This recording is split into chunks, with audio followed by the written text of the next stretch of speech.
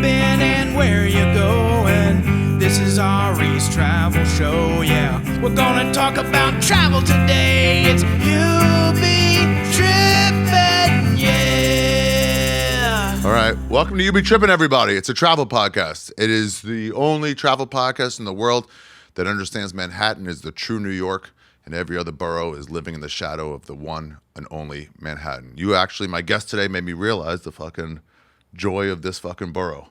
It's a beautiful borough. Yeah.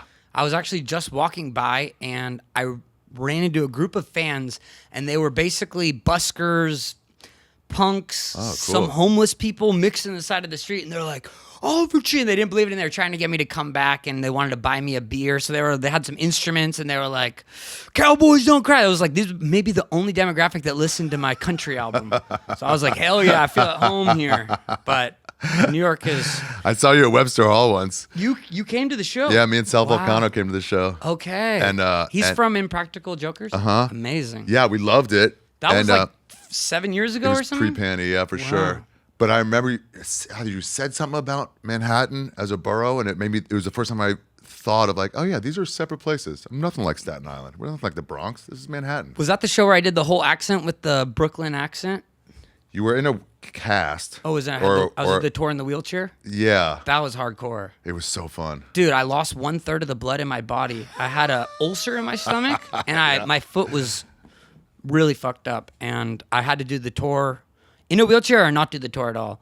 And I didn't know where the bleeding came from, and actually the first flight, I took off in the plane. And this isn't a travel story, so we can bypass us. This is just off of what you brought up. But I had a show in Toronto, first show of the tour, and I am going to the airport, and I start feeling super sick, and I end up projectile vomiting and diarrheaing this black stuff out of me. And on a flight? Right before the flight. And then I go on the flight, and I'm sitting there, and the airplane is about to take off, and I just feel it coming up, and I'm like, I can't hold this in. And I literally just start projectile vomiting black all over the side of the wall. And they're literally taxiing at this point, and they turn the taxi around, and they take me. They said, you have two options. You can get off this plane, or we can take you in the ambulance. And I was like, I can't get off this flight. I have to go. I have to play a show. This is like the pressure that they put on artists to play a show. Well, it's also like, somebody's got a babysitter already. They're coming. Yeah. I have to be there. Exactly. People counting on me. Yeah. So I have to do the show. So I'm like, all right. They're like, if you want to go on a flight, you need to go tomorrow with a doctor's note. So I got that. I got on the flight. I made it. I did the whole show in a wheelchair, and I had a microphone strapped on, and I was able to do 360 wheelies while I was performing. And it was a crazy experience. But I found out that I had internal bleeding, and I had to get a endoscopy and colonoscopy at the same time. So a camera up my butt and in my mouth. And they're like, we found out you had ulcers, and it was from having this thing called H. pylori or something like this, which is caused by eating food contaminated with fecal matter. And I was able to get rid of it through some pills, but that's what created space for the ulcer, and I damaged my foot, and I was taking extra strength Tylenol. My dad gave me those prescribed. It was ibuprofen, those like mega pills, because I was in Japan on a trip, and I really fucked my foot up, and then things just went downhill from there. But you got spit roasted by doctors? I got spit roasted, yeah. It was rough. That's crazy. It was rough. But it was a beautiful experience. And the show went on, but... Yeah. No, you did great at Webster in that wheelchair and like beat up, I kind of half remember like beat up some guys, like fuck you, just playing the villain. Yeah. I love to play a villain. Falling out of but your not chair. Today. Not today. Fighting you today. The cool thing about this kosher. podcast is that I'll reach out to people, and I'm like, because audience suggests, like, I heard so and so's been somewhere. I'm like, all right, let me see, because it doesn't really matter who you are. Right. If you've been somewhere that you loved, even if it's only one place, yeah, you're like, oh, I want to tell you all about Italy. I want to tell you all about one trip. I wish it could be all places, but we got to keep it strict here. Multiple episodes. Protocol. I already dropped Toronto, the T-bomb. Yeah. Nothing else. I promise I won't mention one other place. But when I reached out to you, I'm like, hey. I heard you travel, and it was like, oh, bro, you don't even know. And it was so fun talking to you online, just like talking about it. It gets you going. I love adventure, and it's always nice to meet another adventurer. There's always room for another adventure in my life. Yeah. That's one thing I prioritize with friendships now at this point in my life. It's like 3 different things.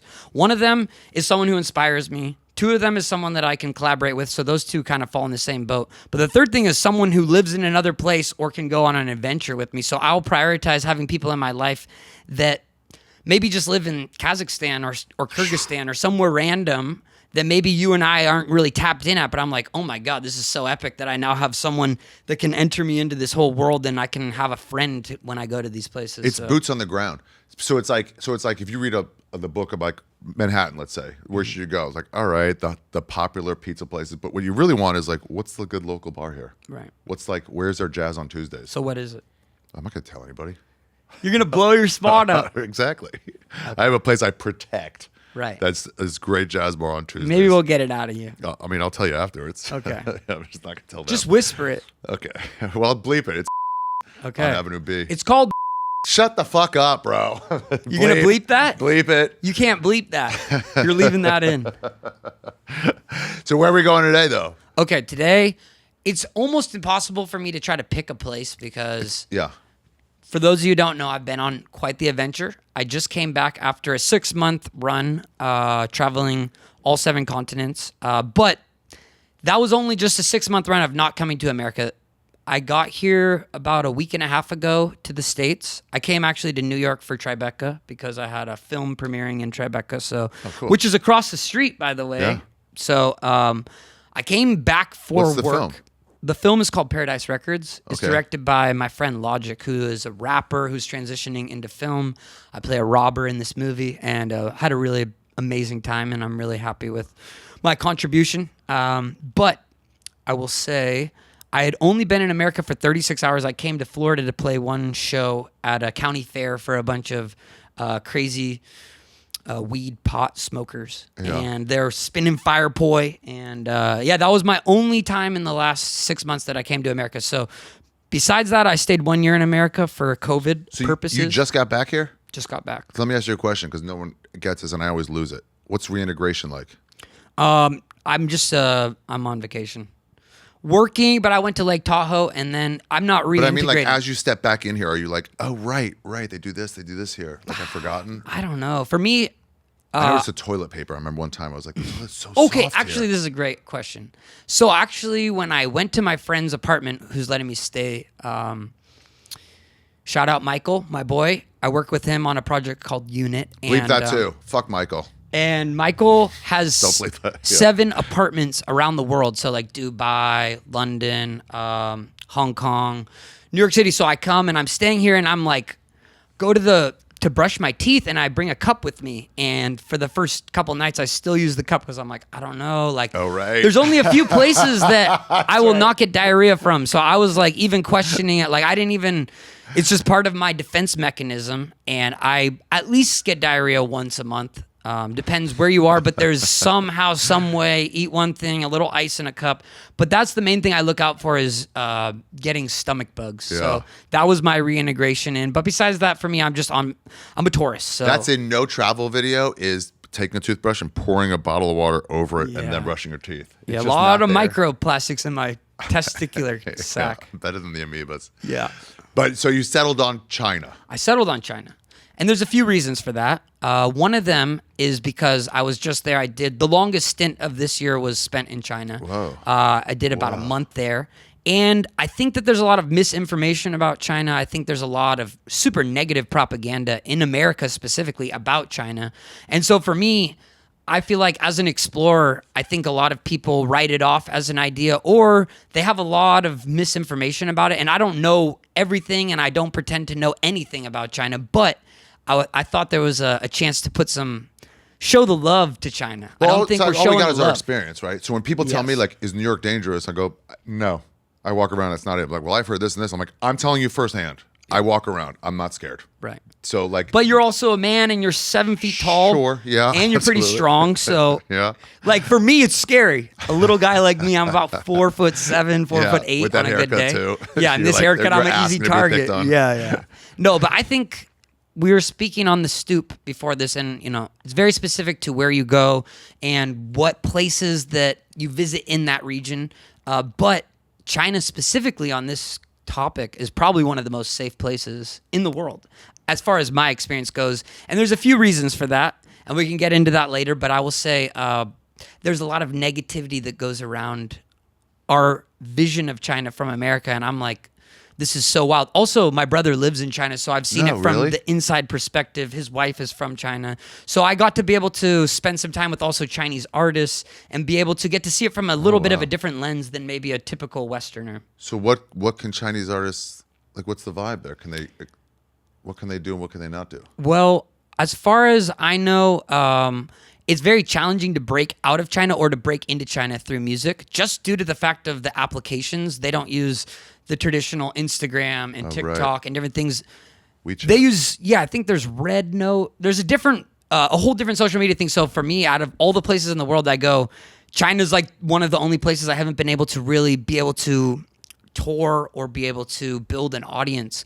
I obviously have fans there, and I've had songs that crossed over there, but I really want to kind of explore that. And I made a documentary while I was there for the month period. And I was trying to kind of dismantle some of this propaganda that we've been fed, as well as just kind of show the beauty and the how diverse. It's such a massive country, such a massive population. Yeah. You could spend an entire lifetime in China just like you could in America and not even see a fraction of it. So I'm not going to pretend to say that I know anything about China, but I will say I have some stories and some places that I really Here's do the crazy love. thing about China. Here's on a map. So, like, these are where the cities are on the right. And then what the fuck is here? There's not even any dots. Is that desert? I would hope I don't mountain even ranges know. is what I assume. I know that this is, not a lot is going on in there, as you can see. But, like, are there towns? There's got to be some. There's got to be, but there's not even any, there's no markings at all, anywhere. This is why I said you can't ask me. I don't know anything about Yeah. it, but this is a great question. I'm sure we could find. It just always gets me. Whenever I look at a map of China, I'm like, well, what is all that place? Maybe it's desert. Maybe it's, I don't know. We're not going to find out today. We're not. So where did you start and what did you do? Okay, so the start of the trip, I went to Shanghai to visit my brother. Okay. So Shanghai is futuristic city. You've been, right? Mm-hmm. So one thing I love about Shanghai is, for one, it's like the most clean place ever for a God city damn. that big. Yeah. It's fucking crazy. In America, we have like the dirtiest cities. We have such gnarly issues with homelessness, and you don't see that in China. It's not the same kind of situation. They keep things very clean, very safe. And I feel like as far as Shanghai goes, the buildings have LED screens lit up, like seeing the Bund at night. It's like futuristic. It's like another world. What's the bunt? I have a picture of it, Okay. actually. I know you asked for some of my Shanghai. photos. This one? Yep. What? That's the Bund. It's just like the... Oh, it's- the one on the left. Yeah, it's just it's that area. Whoa. But it's just... Yeah. Okay. I feel like maybe in America we have laws against light pollution or something like this, so I don't know why, It's but... only Times Square is like that here. Right. But that's gorgeous. Yeah, it's a very beautiful place. As far as Shanghai You know what they told goes- me when I landed in Shanghai? Yeah. And the comics there, they were like, hey, just so you know, there's no violent crime here. So you're believe that. safe to Yeah. go around. And once they told me that, I was like, sick. And now I lost all my fear and I just wandered by myself. And that was the one thing that hit me, that it was the opposite of what you said, Yeah. you know? Not what you said, but what they tell you. Right. And I think, the reason that it is this way is because there is such heavy surveillance as far as cameras everywhere Yeah. that they can track everything. And a lot of people might say, okay, this is horrible invasion of our privacy. It's not like in America we don't have people watching everything we do. I mean, Cameras, you can't even rob any place anymore. There's it's cameras just, everywhere. we can't do anything fun in America anymore. So what's the point? No, but is it the NSA or what's the one that is surveilling Yeah, us? I think NSA. Yeah, it's like, okay, we have knowledge that we have pretty much all of our freedom of, searching online is fully being watched and documented. Fully being what? Like, forget I'm gonna bomb a senator or something like that. I can't even talk to you about it online. Like, decide later if I want to fucking kill a senator. You gotta they're like, we already got you. You're done. Yeah. And I'm like, I wasn't gonna do it. I was talking it out. Anyway. You were grinding I was the working it gears. out. Let me come to it on my own that this is a bad idea. Yeah. Well, I will say this, though. So with the setup with the cameras, I actually have a picture of some of the cameras. This isn't necessarily in Shanghai, but if you go to security camera pictures, Yeah. I documented just a couple that stood out to me. So there's Whoa. across like driving vehicles, there's cameras. So obviously they trace your movement, which this seems like a bad thing, right? Keep going to another image just so you can see. This is on the Great Wall. They've got security cameras there. And then go to this. This is in Chongqing, but this is an example of on the street. So we think, so oh my God, this is a bad thing. Okay, first of all, you and I, we don't have privacy on outside. In public, I don't have privacy. Now, I am living a very normal life. I don't have security guards. I don't need that. I have friends who have all the security, this and that, but I don't feel like it's necessary in general. You lose a lot having a fucking bodyguard with you at all times. Yeah. Hi, guys. I'm going to break into today's episode to let you know a little bit about the guest, Oliver Tree. He's got a new album out right now called Love You Madly, Hate You Badly. It's available on Spotify and everywhere. You can also find him on YouTube at Oliver Tree and on Instagram at Oliver Tree. I also got to say, Cornelius Cummings is whack, bro. He's a fucking straight up loser, dude. If you like him, you're a loser too. Yeah, I'll be on the record with that. Cornelius Cummings is whack. What are you gonna do, Cornelius? Nothing. I've also got a brand new storytelling show out right now called The End. It's my big dream to bring this back.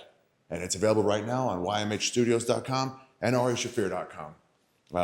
You can buy each episode for $5.99, or you can get all 7 episodes for $30. That's a $12 savings. It's actually too much. Damn, now that I think about it, that's actually too much of a savings. I got to do something about that. But until I do, that's a $12 savings coming to you. Best comics in the world are doing it. Me, I'm in episode 1 and episode 5. Me, Tom Segura, Colin Tyrrell in that one. Episode 5, me, Mark Norman, Duncan Trussell, and who else is in it? Tony Hinchcliffe, Bobby Kelly, Big J. Okerson, Dan Soder, Shane Gillis, Tony Hinchcliffe, Steph Tolev, Jordan Jensen, Ali Sadiq, Miss Pat, fucking Chris DiStefano, Jessa Reed. Damn, dude, it goes on and on and on. Tom Segura. God damn, I forget everybody. Everybody's in it, guys. Everybody's in it. You'll love it. I'll love it. arishafir.com or ymhstudios.com. Get 1 episode. If you get 2 or more episodes, Nate Bargatze's in. If you get 2 more episodes, Steve Simone. Then you get the prologue made by Will Childs for free. I'm Ari Shaffir. Support my dream. Get one of my things. I make cool intros. But anyone could take a picture of us on the street. Anyone, and it happens all the time. I get tagged in stuff where there's people across the street. It happened to me yesterday. I've seen pictures where people post stuff. So we don't have our consent to be able to go outside. It's not like we don't have CCTV cameras here in America. I don't know if there it's was some influencer here in New York, and she took a picture of this guy with jeans on and no shirt on, walking in Manhattan, and she was like, "Look at this fucking asshole," whatever. And people were like, "That's Ari Shaffir," just so you know. Oh, really? It was you? Yeah. You were in your underwear? No, just jeans and no shirt. Sun's out, guns out, you know? I like live by the law. So, for example, today I was walking in New York and a guy asked, "Can I take your picture?" And he was someone who's like, "Oh, I love your music, whatever." A couple days before, someone asked to take a picture. The day before that, someone is walking in front of me and they fart on me. And then me and my friend are walking, and then we see out across, there's a guy filming it. So you can't escape cameras. And that's just the ones that are like people filming or taking pictures. So there's cameras everywhere in this modern day. So it's like to be scared of this. But here's the plus side of this. And this is why I'm talking about this. This is what I'm interested in, the plus side. Yes. So my brother lives there, and he had his motorbike stolen from him. And he's like, "This is crazy. Where did it go? It's gone." He goes to the police. The police trace on the cameras over to 2 cities over 60 miles away. They find a bike. They're like, this is your scooter. And he's like, "No, that's not mine. This one's yellow." And they said, "No, this one's yours. We believe this one's yours." This is how we traced it through these cameras. They see where it's going and all the highways. They open up the seat of the scooter, and there is an Oliver Tree piece of merchandise in the seat.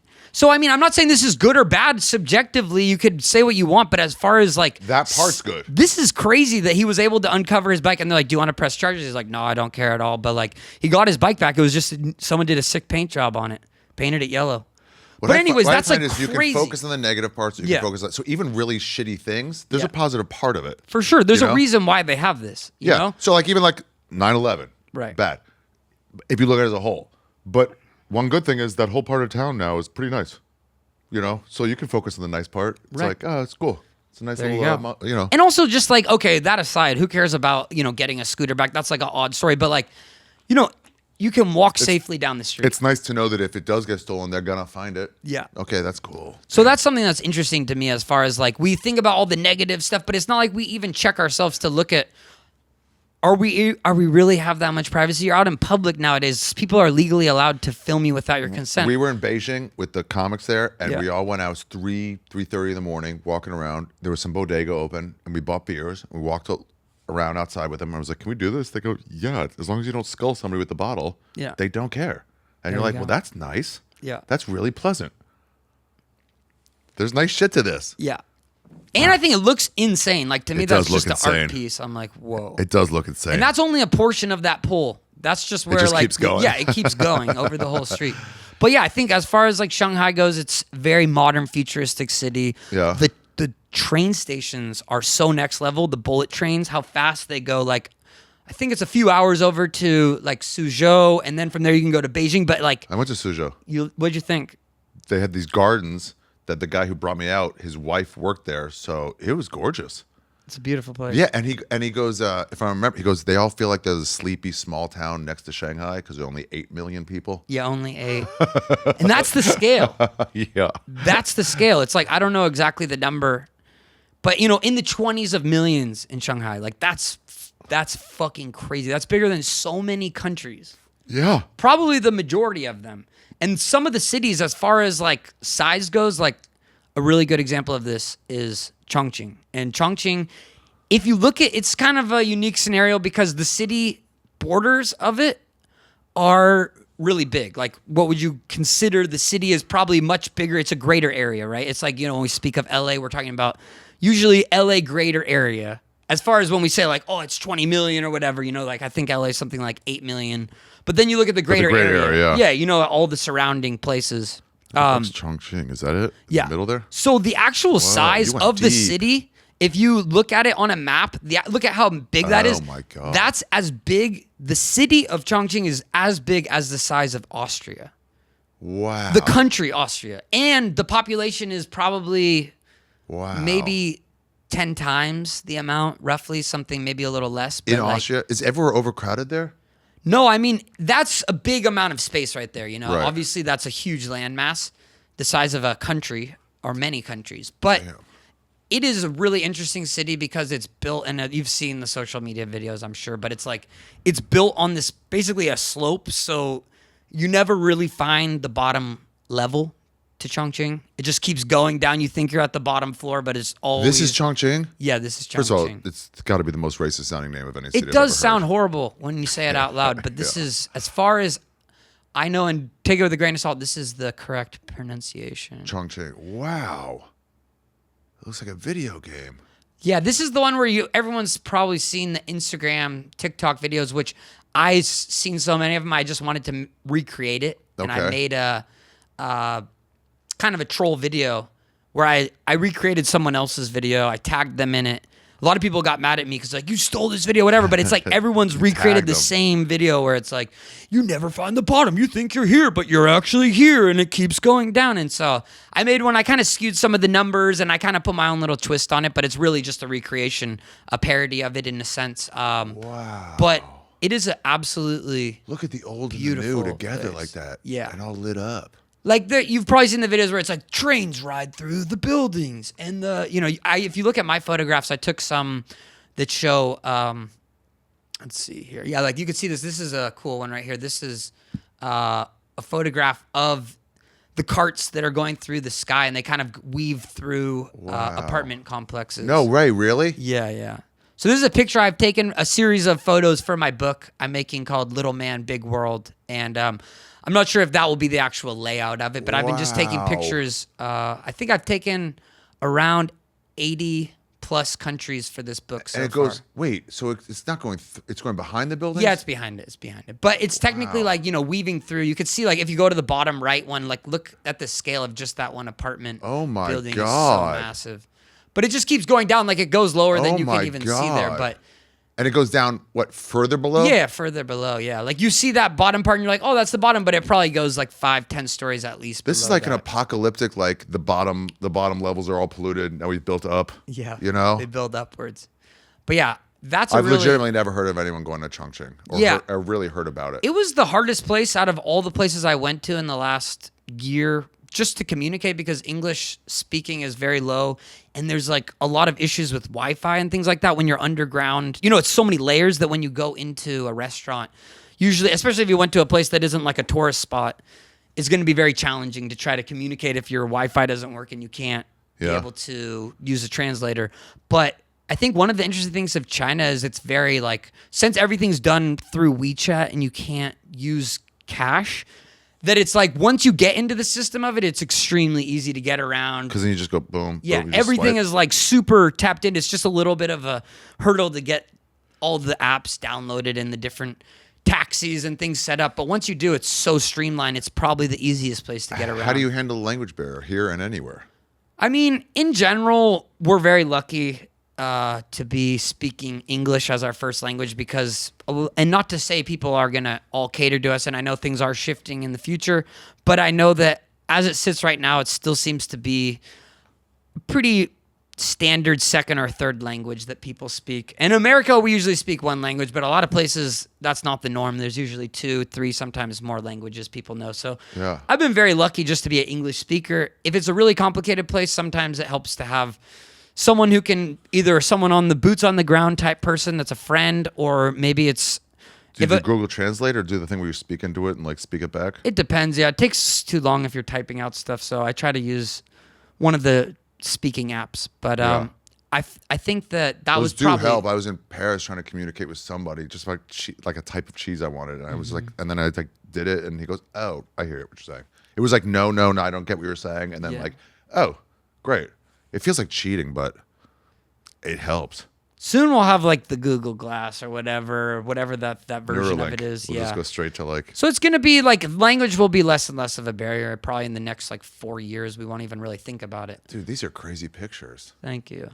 But yeah, this is just like, it's such a crazy LED ridden, like so much light. It's just, it's bizarre. So it does keep going down. Yeah, so yeah. It looks like the bottom floor. Yeah. It's like an airport, but... Yeah, it's basically a meme at this point for Chongqing, but I think it's probably one of the craziest cities I've ever gone to. And yeah, I had some quite interesting thing. They're all about the hot pot there, so it's like super spicy. It's like the I can't remember the name of the exact pepper. It's Szechuan. Yeah. Is that the numbing one? Yeah, it's so numb. It's so crazy. But yeah, when I went, like, we couldn't figure out what any of it said, and we couldn't communicate, so we're just like, oh yeah, just bring us ever, and you're getting pig hearts and all these different crazy things, and I don't know how to use the hot pot, so I'm undercooking it all, overcooking it all. So you need maybe a little bit of help with something like that, but they're crazy about the hot pot. Do you get embarrassed when you're like trying to do hot pot or something and they're like looking at you? Do you get like I want to have done it right and I feel bad that I'm like fucking it up? I act like a tourist. No, I mean, the part of my brain that gets embarrassed is so far gone. You know, like the guy who is the climber, he does the free solo movie, The Free Climber. Have you ever seen that? The people who don't Hunnled. Yeah. They did the scan of his brain where it's like the part of his brain that gets like scared is pretty much non-active. Yeah. The part of my brain that gets embarrassed, because I've publicly embarrassed myself, especially intentionally, for so many years, that part is just gone. You know, so I don't really get embarrassed. I feel sometimes like an idiot, stupid American tourist, but like I try to be mindful and try not to take up too much space. Martin Luther King, John F. Kennedy, Malcolm X, and now Dog Piss has the stage. All hail Dog Piss! Guess what? Vile and Horrendous, a show where I guess what I do best, which is complaining way too much about shit that's not that important. I think all YouTubers should be jailed. An army of drunken, screaming Santa Clauses. The devil stick guy was the doctor. Shut the fuck. Come along for this beautiful, disgusting, vile, and horrendous journey. My new YMH show. Subscribe. Smash that like button. We're going to be doing this every other week. This is Vile and Horrendous.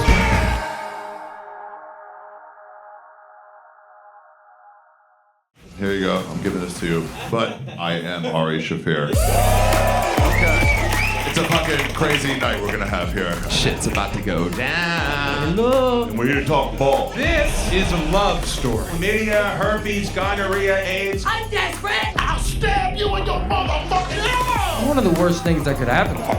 What's your favorite Bible verse? I'm like, I don't know any. I'm Catholic. Did you just shit your pants? It's not my shit. If you're out there, lady, don't call me. I'm the bad guy in the story. I know that. I'll be a better person tomorrow. At least he's consistent. Finally, something we can agree on. Oh, discuss it in heart.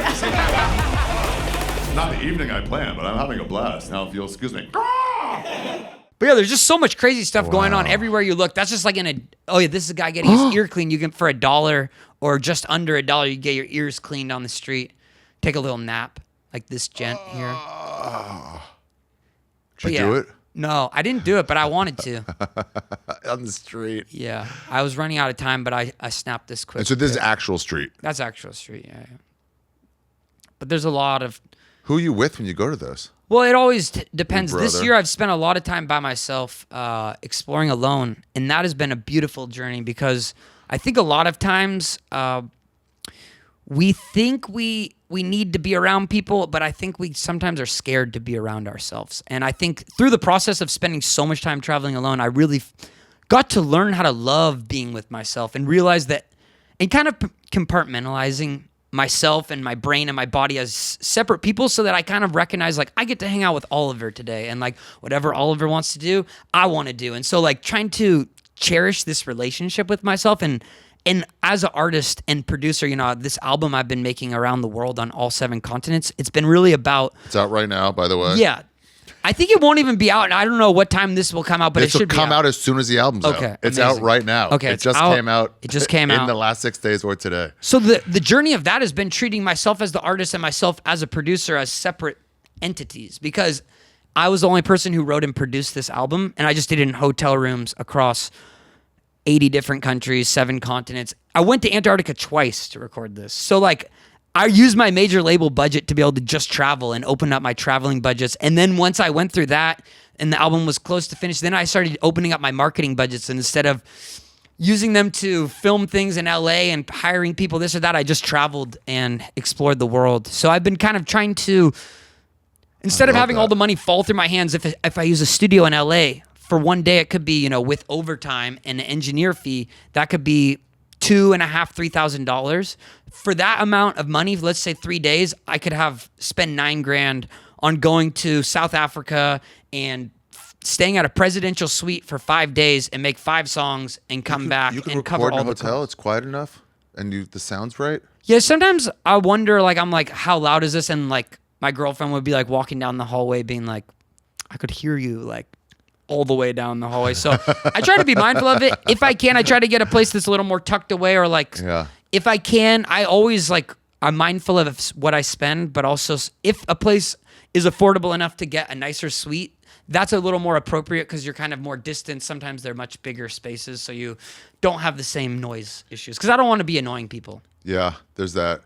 That's why I see those influencers. I'm like, get out of the way.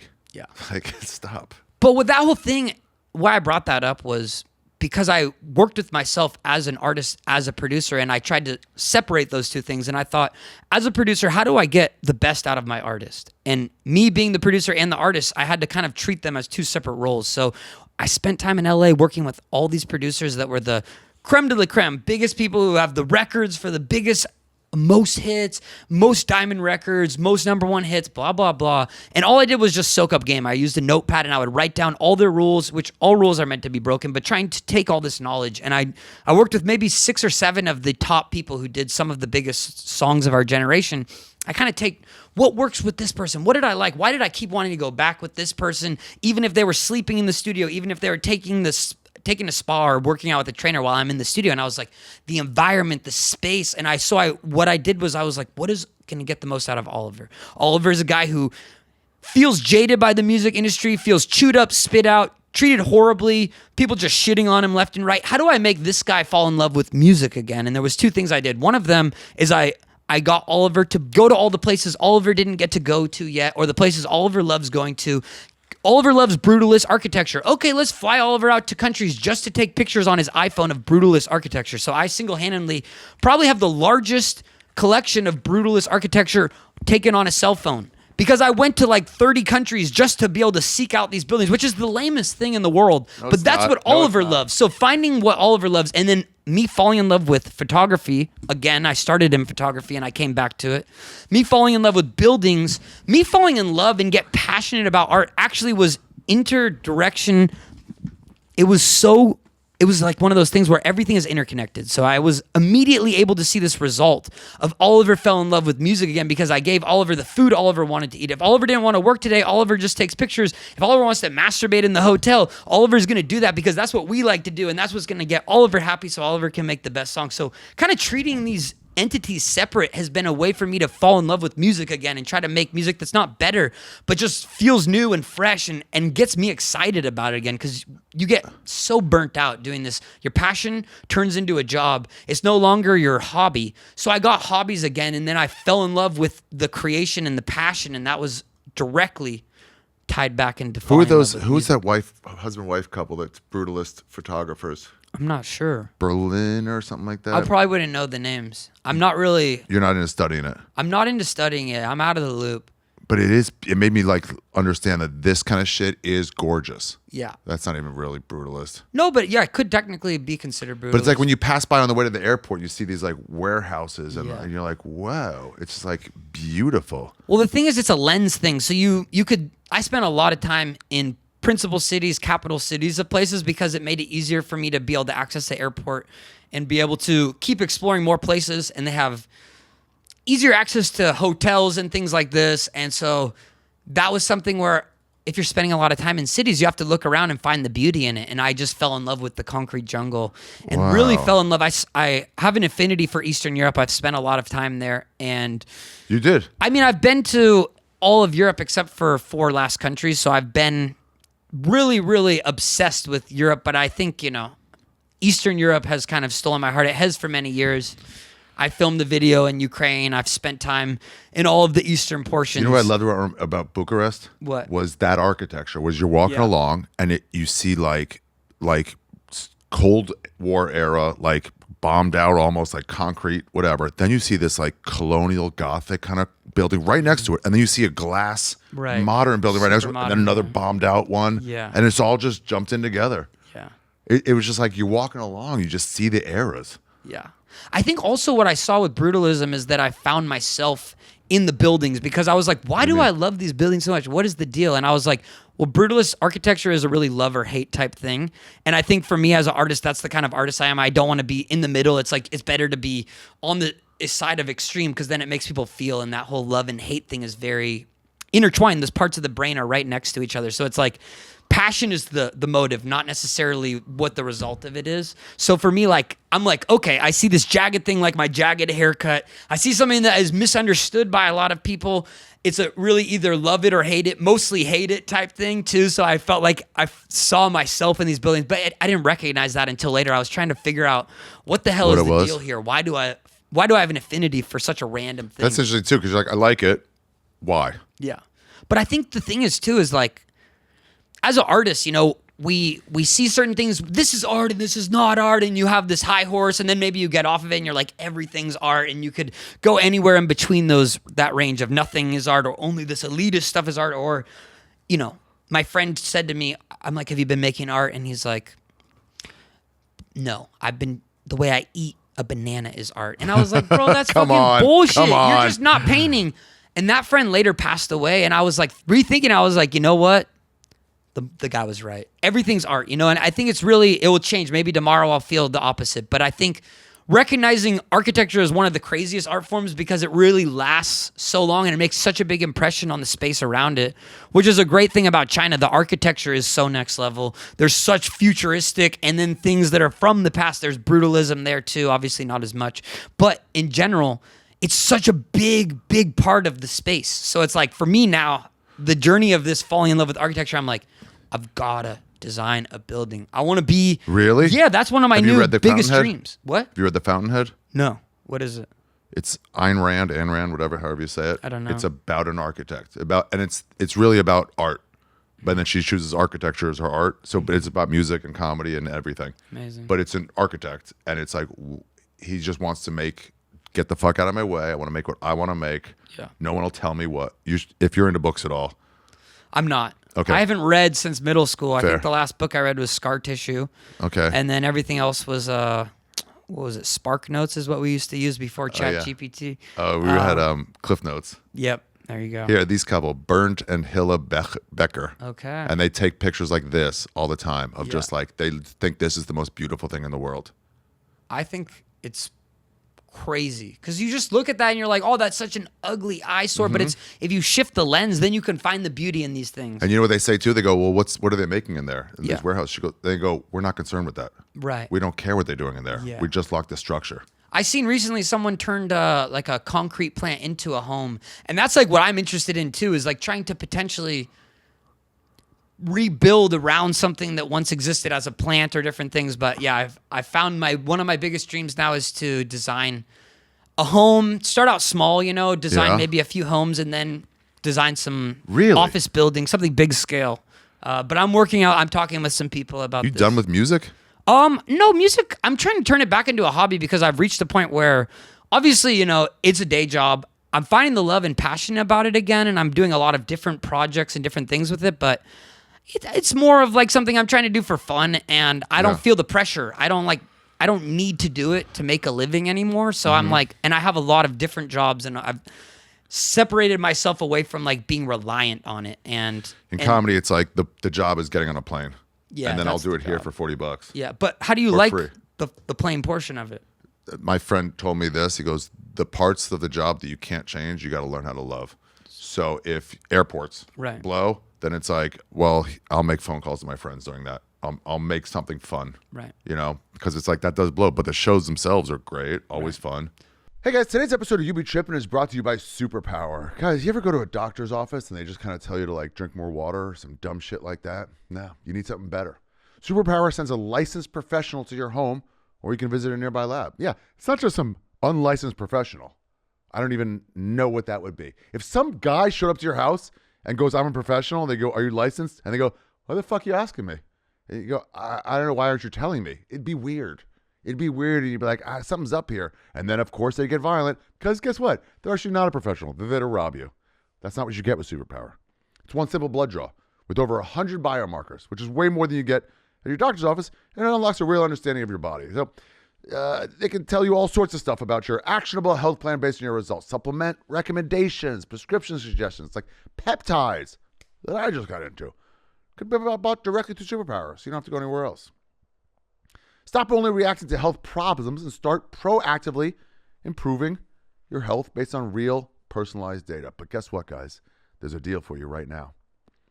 Make this year the year you stop guessing about your health. With Superpower, for a limited time, our listeners get $20 off to unlock your new health intelligence. Head over to superpower.com and use code TRIPPIN, TRIPPIN. There's no G in that because you're the G. For $20 off your membership. That's code TRIPPIN. You're the G. And after you sign up, they're going to ask how you heard about Superpower. Do me a favor, if you could, and tell them that You Be Trippin sent you. It's important to support this show.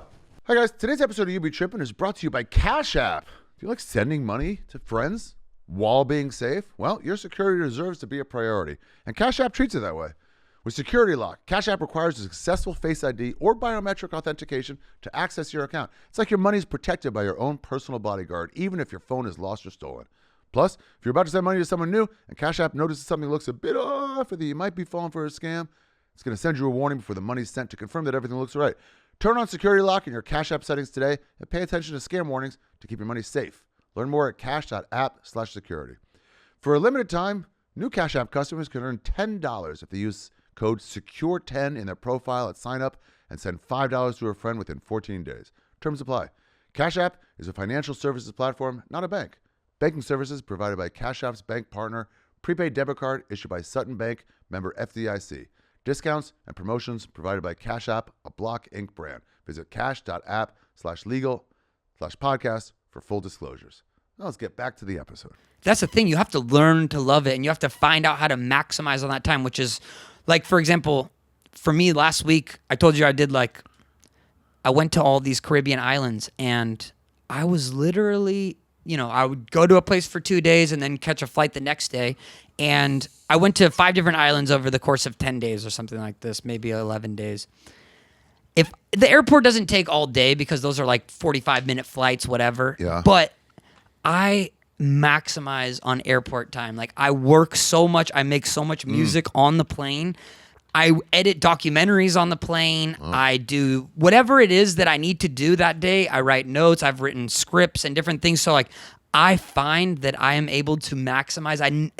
Airport is not a waste of time. It's just that's office time now. Work on some cool. stuff that you need to do. And when you get to the ocean and There's no distractions. jump in the ocean, now you've worked all day on the plane. You can go jump and enjoy it and not think about it. So trying to separate certain spaces and treating that as part of the office portion and learning to love the lounges and spending time. And if there's no lounges, learning to love how to just put your headphones on and work wherever you are. Yeah. Which every bus ride, every train ride, every airplane ride, every taxi ride to the airport is all utilized, maximized on that time. So it's not like, oh, you're wasting half your life at an airport. It's like, no, I'm working then and I'm able to explore more and not feel guilty about It's this idea that if you're not being productive, you're not doing anything. But for like what anybody does, you have to think. It's like downtime is productive. Right. Letting your brain go fallow for like an hour. Yeah, and if it means watching some movies or sleeping on the Or plane. staring at people, just sitting there eating a fucking, whatever, hamburger while you just look at people and like make up stories in your head about them. It's like, this is great. Yeah. People are like, why aren't you doing anything? I'm like, I am. You have to be careful as a comedian, though, because you don't want to be that guy who just makes jokes about airports and hotels. Exactly. You got to live a life. As a musician, I don't deal with that same trapping as much because there's not a lot of airport songs or songs about hotels. There's only one great song about being on the road. What is it? On the Road Again. No. No, She'll Be Coming Around the Mountain. Oh, that's interesting. That's a classic. That is a classic. Let's go back to China, though. Okay, back to China. So let's But talk I do about. want to talk to you about travel alone. I'll get back to it. I made a Yeah, note. I'm so because sorry. no one understands it. We can cut out all that stuff. No, we're not cutting out anything. I wish I said this way earlier in the episode, but I'll just talk What? about food in Yeah, okay, Chongqing. great. So, for one, China has probably some of the most crazy food in the world. Probably the most hardcore out of anywhere I've ever been would be in China. The street food, the stuff on the sides of the road is like the craziest stuff. Like, I was just kind of walking through Chongqing and I was like, all right, what's like the things that make me feel like scared a little bit? Like, Yeah. And so this whole travel series I've been making, which I don't think I really mentioned, but over the last 6 months, I've been making this series called The One Man Band, exploring making music in front of all the wonders of the world. Is it up or are you putting it up? It's not up yet. It might Okay. be. Some of it will be up by now. I Okay. don't know when this It's airs up or now. when it Okay, goes. okay. But a big part of this was music was a small part of it. It's more about showcasing the world through an idiot American's lens. So it's very much absurdist ridiculousness, but the best way to get a taste of the culture is through food. And like obviously literally. Facts. But the thing is, with China, we're talking about that's a dangerous rabbit hole to go down because China has so much crazy food, so much amazing food. But then there's also stuff that, as a Westerner, is shocking, right? So, for example, like I started out really low key in Chongqing. I was like, all right, start out with some mealworms and some What? crickets and some scorpions, and this was just like entry level because this stuff is crunchy. It's not crazy. You're just eating. I mean, I'm not sure if you're supposed to eat the end stinger of the scorpion, so. I'm not sure on 100% of the etiquette of it, but like that was like my entry level. All of it was really delicious, easy to eat. Basic stuff. They put a little hot What did it stuff taste like? on it. It's just crunchy, salty. yeah. You just have to embrace like, what you're eating is not like as crazy as you've made it out to be. Was it squishy on the inside? No. Like the guts? I think they deep fry it or something like Okay. that. So this is like entry level, seems crazy, but like super basic. For my documentary, I wanted to explore the range of it because sometimes I go to like I'm a foodie person as far as I enjoy cuisine. I love Michelin restaurants. I love hole in the wall spots, anywhere in between. But this is like this is on this trip. I really went off the extreme. A lot of eating brains and a lot of eating. Like drinking straight cow blood from the neck. You know what I mean? Wait, like they poured it out Really? with the tribe in Africa, yeah. Oh, with the okay. Maasai. That was a different thing. Different thing. I'm not going to Next get into that. I'm not episode. allowed to Next speak of episode. other Next countries. episode. Yeah. Well, you'll come back, buddy. Yeah, but that was crazy. So like, So you connect with people through their cuisine. Yeah. Which is true. You're sitting at a restaurant or one of those like little tables they put out, the little plastic Yeah. ones, and you're like, I'm next to somebody else who's doing this. So Yeah. you are connecting. well, they're mostly delicacies, like eating the the cow brain in Iraq, you have to do it. It's just part of the experience. Right. You don't have to do it, but you should. You go to Egypt, you got to eat the whole stuffed pigeon, eat some camel. You know, like when you're in Peru, which it sounds like you're going, you got to have the guinea pig. Like, it's delicious. I've had that. I know. In You Ecuador. have the whole body, Yeah, in Ecuador, it's so good. and then you do the brain, you bite through the skull. I did not do that. Yeah, that's the best part. But they're like this, and they're Yeah, so they're cute, spread, like smiling yeah. at you. But anyways, Do I you love do this when I eat crazy food? I'm going into it going, I'm either gonna hate it or love it. I'm eating it for the experience, and then half it sometimes like, oh, well, I did it, and sometimes like, this is delicious. I knew my new favorite thing. Yeah. Guinea pig is so fucking good. Yeah, it's so good. When you're going into this to like make something, create Mm-hmm. something out of it, are you like, I'm gonna create something out of this while I'm experiencing it, or do you split the time between like, I just want to experience, and then later I'll talk about it or make a song about it or something, or go Yeah. back? As far as like the documentary stuff, like anything that's documented, like it's usually the first part where we're like, all right, let's get the initial thing, the establishing, and then we'll enjoy it or not eat the rest of it. If it's, but I pretty much always will eat it all because these things are delicacies. There's a reason people love it. When it's something is cooked the right way, it is very delicious. No matter what it is, if it's seasoned right, and that's the thing, even probably, and Seasoned right, it's gonna be good. don't take us out of context, Human but meat? human meat. It's gonna be good. I was looking up. At a restaurant, though. Yeah. Michelin human. The thing is with human is it's dangerous because you can get a lot of diseases or things, you Same know. with pig, though. You can get diseases. Right. You That's a cook it good out. point. Yeah, that's a good point. It's not some fucking. I'm not getting it from a street vendor. Right, right. Well, that's the thing, though. There is some things. Okay, so this is an off-topic thing, but my great-grandfather, he was one of the first people who got mad cow disease. And mad cow disease is when a cow eats part of another cow, and basically they get infected, and then humans eat that cow, and then they basically go crazy. So that was what took his life. Whoa. So that kind of happens. It's similar to that when people eat other humans. There's like, They I don't get know the if you can shakes, cook right? it out. I think it's actually a separate thing potentially because if you're eating a cow, it's not like you're eating it raw when you get mad cow. I could be wrong on Fair. that, but I'm just saying I think there's some kind of like there's some diseases that can be caught from it that, and I'm not informed, so take it all with a grain of salt. But like, I met a guy in Asia somewhere in East Timor, and he was talking about monkeys and how they used to eat them, but he goes, now we found out it's kind of bad for you, so we don't do them anymore. The wild monkeys, they got diseases. it's too close. But he goes, I remember as a kid we ate them. Yeah, I believe it. I would. There's some tribes that are still doing it. Yeah, for sure. I'm It's meat. curious about it, but yeah, it definitely seems on the cusp of like, all right, now you're getting close to human territory. Yeah, they're pretty close. You're like a couple DNA strands off. I want to look at food. I want to look it back. Yeah. How are the toilets Toilets. in China? It depends, right? Because they don't have the toilet paper most of the time. But if right. you're at like any kind of more like a hotel or certain things, you just bring toilet paper with you. But it depends. How is it for you? Mixed between our toilets and holes. Yeah, you'll have like super swaps. nice toilets that have, you know, the bidets built in at the hotels if it's a nice hotel, or you'll have something that's just the hole in the ground without any toilet. How are you with that? Do you know how to do it? Of course, bro. There's no training. It's just a squatting position, and it's actually better for you. Yeah, they say that. It's hard to do though. It's for hard. us. The problem is, how do you not shit onto your pants?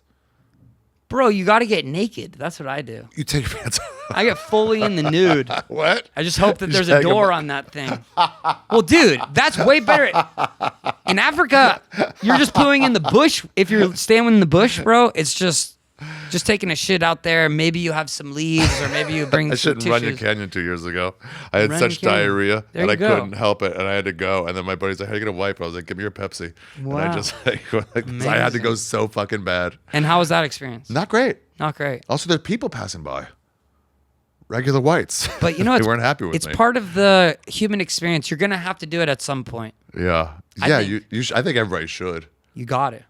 It's just that they assume everyone knows how to shit squat, and then when you get there and you're like, But I need that's some not training. their problem. It's not That's their our problem. problem, and that's where we have to come in and be like, cool, figure it out. So I wanted to talk about the next thing that's probably the most interesting. Oh yeah, this was cool. There's people just doing Tai Chi. Wow. There was a huge group of them, and I actually went and kind of was trying to learn some of the moves. It's took you in? super good for you. They let you? Yeah. I mean, do it's, they- what were you gonna say? Do they look at you weird? As though, No, like, you're definitely they're not super from cool there. about it. But I think that they are very much like. There's a reason why some of these people live. I mean, this woman on the left here, she's probably somewhere in her 80s or something like that, and she's doing exercise. There's a reason why a lot of people live a lot longer over there. In America, we're either morbidly obese or in a retirement home by that age. The family unit in Asia too, and China specifically, is so much stronger. That's why I think there's a lot less of the homelessness issue, because people take care of the family, the kids take care of the parents and the grandparents. So there's this kind of situation where the family unit is stronger. And in America, we prioritize work so much. You know, and I know that in China there's a very priority of work as well, so they deal with that. But I think that the family unit is much stronger there, and there's more of an expectation to take care of the elders. And I think that in America we've kind of disregarded that. This is the train that goes through the building. Wow. Yeah. What? Yeah, that's a crazy place. But yeah, everyone. So my buddy Rolf, he wrote that book, Vagabond's Way, Vagabonding. And he said that he does all these speaking tours, and they always ask, like, have you eaten dog when he's at any college? And he goes, yeah, but guys, and they all go, I can't believe it. He goes, but the places that serve dog regularly look down on us and how we treat our elders. Yeah. They go, what do you mean you just throw them off in some home? That's crazy. Yeah. And they look down on us the way we look down on. Wow, that's so cool. What's this building? That's an apartment. That's why it's crazy. So somebody lives like here? That's what I understand. Take it all with a grain of salt. I mean, look at above it. That's the apartment complex. Oh my God. Yes, that's a deck. That's where you go smoke. I'm not sure about like next door to it. Yeah, maybe not that one, but still. It could be. Jesus. I'm not the guy to ask, but I know that above it at least people are living there. Oh my God.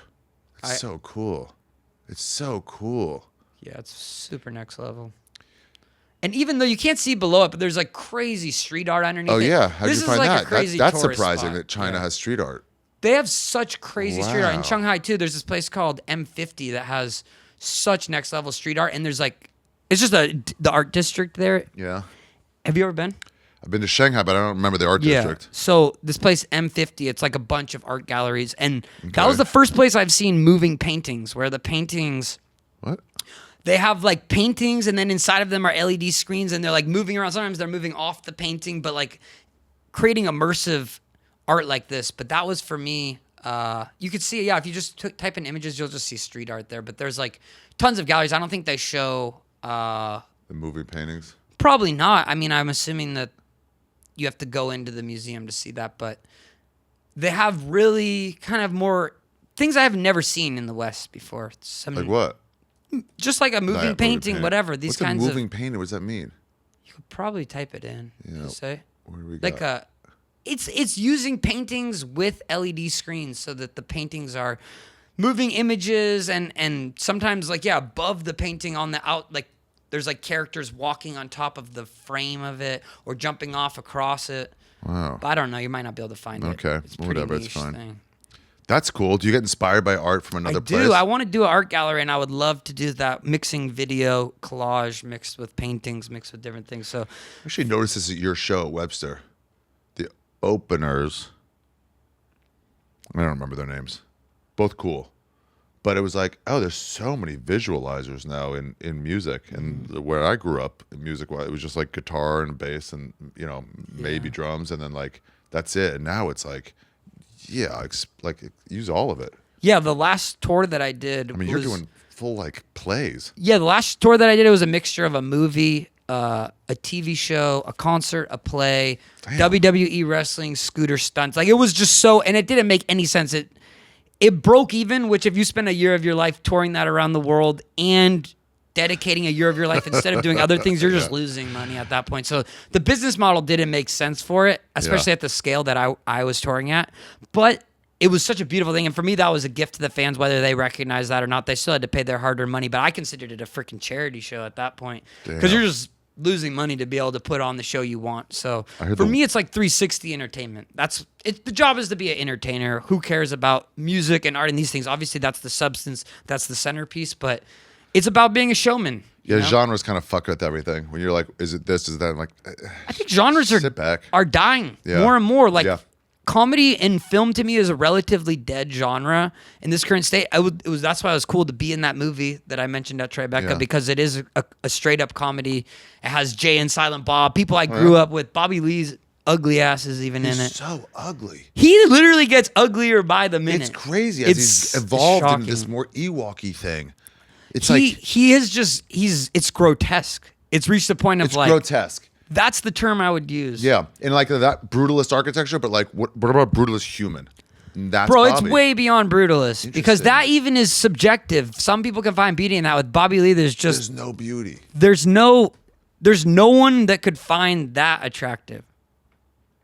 You know, Lord of the Rings, Right. Sauron, what he represents. Right. That's Bobby's face. I was thinking Schmeagol. I get more of like a Schmeagol kind of vibe. He's kind of like this the little look, though. guy. I'm saying the essence of Sauron Right, is right, his right. face now. For but sure. yeah, Schmeagol also. Well, what's the guy from Harry Potter? Voldemort. Voldemort, yeah. That's kind of like it's like That's a his mixture of face. Schmeagol and Voldemort wrapped up in a ball sack. How has he not been killed? Just out of like, ugh. you Dude, know? I've fought Bobby Lee so many fucking times. I honestly, he's not a bad fighter for that little of a guy. He's so small, dude. In Korea, I punched him and kicked him in the face. I fought him in Koreatown, and this grandma was freaking out. It was like we were just out in the street, and I seen him, and then he took my beanie, or I took his beanie. I can't remember how it went down, but he got an ass whooping that day. Good. He's so fun to punch. I mean, don't, I don't but- encourage violence in any don't. capacity, but he's a negative specimen. It's just bad vibes. And Andrew Santino is such a cool dude, so it's just He reins it in. Good on it's Andrew the for only dealing way with that it. show works, you know? Good on him for dealing with it. Yeah. I would have, if I were Andrew, and I would have killed myself long ago. You have to trim the fat, and at some point, Andrew's gonna have to make that decision. Trim the fat. Yeah, he's That's gonna. like- Okay, yeah. I didn't mean it that way, but you bring up a good point. Yeah, he's also fat. No. He's been slimming down, I think. Bobby? Are we talking about the same Bobby? Bobby Lee. Yeah. He's been slimming down. I don't know. I haven't talked to him for a while. We kind of had a falling out after our last fight. Did you really? Yeah. We'll have to cut all this stuff out. We can't put this in. I'm friends with Bobby, but I've also punched him in the face. No, I'm friends with him too. But I love him. multiple- I love Bobby. I love the beef. He gets with it the guy. out of you. He makes you so like Well, fucking dude, fighty. Yeah, the It's last time I crazy. did his podcast, it was like I was like, let's just keep it nice and this and that, and then of course he just pokes and Within prods. 20 minutes. He wants to fight, and then all his fans hate me, which is And then he even- claims like I wasn't trying to fight. He's like, yes, you were. Yes, you were. he knew exactly what he was You doing. know what you're doing. I came you're in a there dumb fuck, but you're not dumb. waving the peace signs, and this guy came out in full battle mode. Yeah, classic. That's That's a classic Chongqing also. Yeah. Well, that's pretty cool. It got a lot of LED, a lot of light up, crazy stuff there. What I thought was cool too is that they wow. Are the smells different here? The smells are insane, bro. Just smells you never smelled before. Yeah.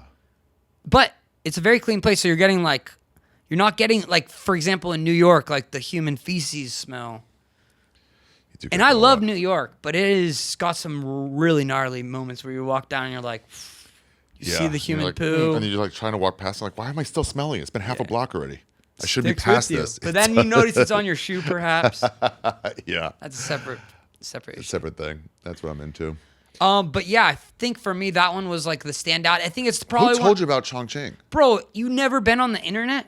It's like it's a meme at this point. It's literally a meme. Like that's why I recreated the video. You haven't seen that video? You What? see the one I remade? No. You could go on my thing, but it's basically like it shows the extent of Instagram? No. Yeah, what- it's on Instagram. Yeah. I'm sure it's probably on my TikTok too. TikTok. Oh, I don't. No. I'm not on there on purpose. I'll be dead. You're not filming TikTok dances? How old are you? I'm 17. Okay, you're the perfect age. All right, lay it in. Show it to me later. Fuck. Damn, I'm such a terrible producer. At least I'm not Bobby Lee. This is why you usually get at least one guy to help you. Yeah, all right. There's negatives and positives. There's negative and positives. So, okay, here's what I want to talk for a second about. And let's Yeah. get to these other places in China. This is so fun. It's making me want to go. No, I've never heard of Chongqing, to be honest, which is wild. Really? Yeah. Maybe it's too deep in, and maybe it just wasn't on my tours. Well, it's kind of a newer development that it's kind of becoming like people don't actually go there because it's a mission to get there, I think. Yeah, but, yeah, that and helps. even I don't know a lot of my friends that even have gone to China. Maybe if it was a work-related thing, but like I don't know people that are like, we got to go there. People really go like, I don't want to go to China. And I'm like, what? It's, to me, the word foreign is most evident in this country. Yeah. Like it's all different, whatever that meaning of that word is. Mm-hmm. Tell me about traveling alone, the joy of it. Yeah. For me, Because I love it, and every time you have a friend or a chick, and they're just like, "What do you mean you're going alone?" I'm like, "It's better." yeah. For one, it's a lot cheaper. Oh, yeah.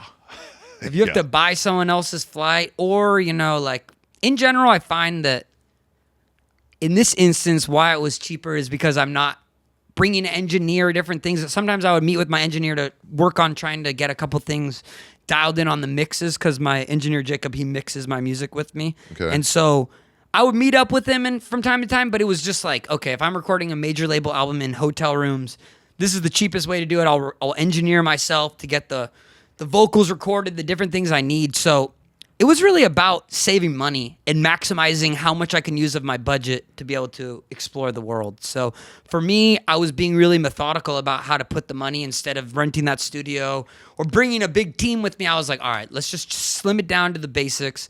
Let me see what I can do with just, I'm always asking people in the room, like, what do you think of that? Do you like this? Blah, blah, blah. It's like, what do I want? What do I like? Yeah. So that was kind of the real reason of not wanting people around me, was to be able to spend time. Isn't that crazy too? People go like, it's too expensive to travel. And you're like, no, I'm saving money to travel. The real trick is to basically be a con artist and figure out different companies to work for that will cover the costs. So this year I figured out different ways to be able to I worked for different companies. I directed a bank commercial and these different things, and they'll cover the flight from Antarctica to Spain and Spain to Australia. So I try to get the big flights at least covered. But I think basically 90% of my travel, 95% of it, somewhere in that ballpark, is covered by other companies. So I work for the cookie company in Indonesia. I get a flight over there, fly back this way. Then, or maybe I play a show and that helps cover some of the costs of it. So I try to figure out ways to offset it. There's a way to methodically, if you want to, and the whole term, what is the one they use? It's the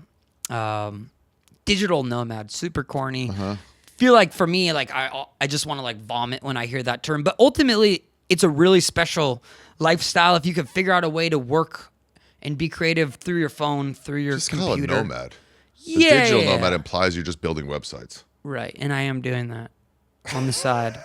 I just started my website business. If anybody needs a website built, I am your man. But yeah, basically, this idea of being able to work abroad is such a beautiful thing and not be tied down. And it's not like, it's not specific. There's times where I have to play a show in Kazakhstan. There's times where I have to play a show.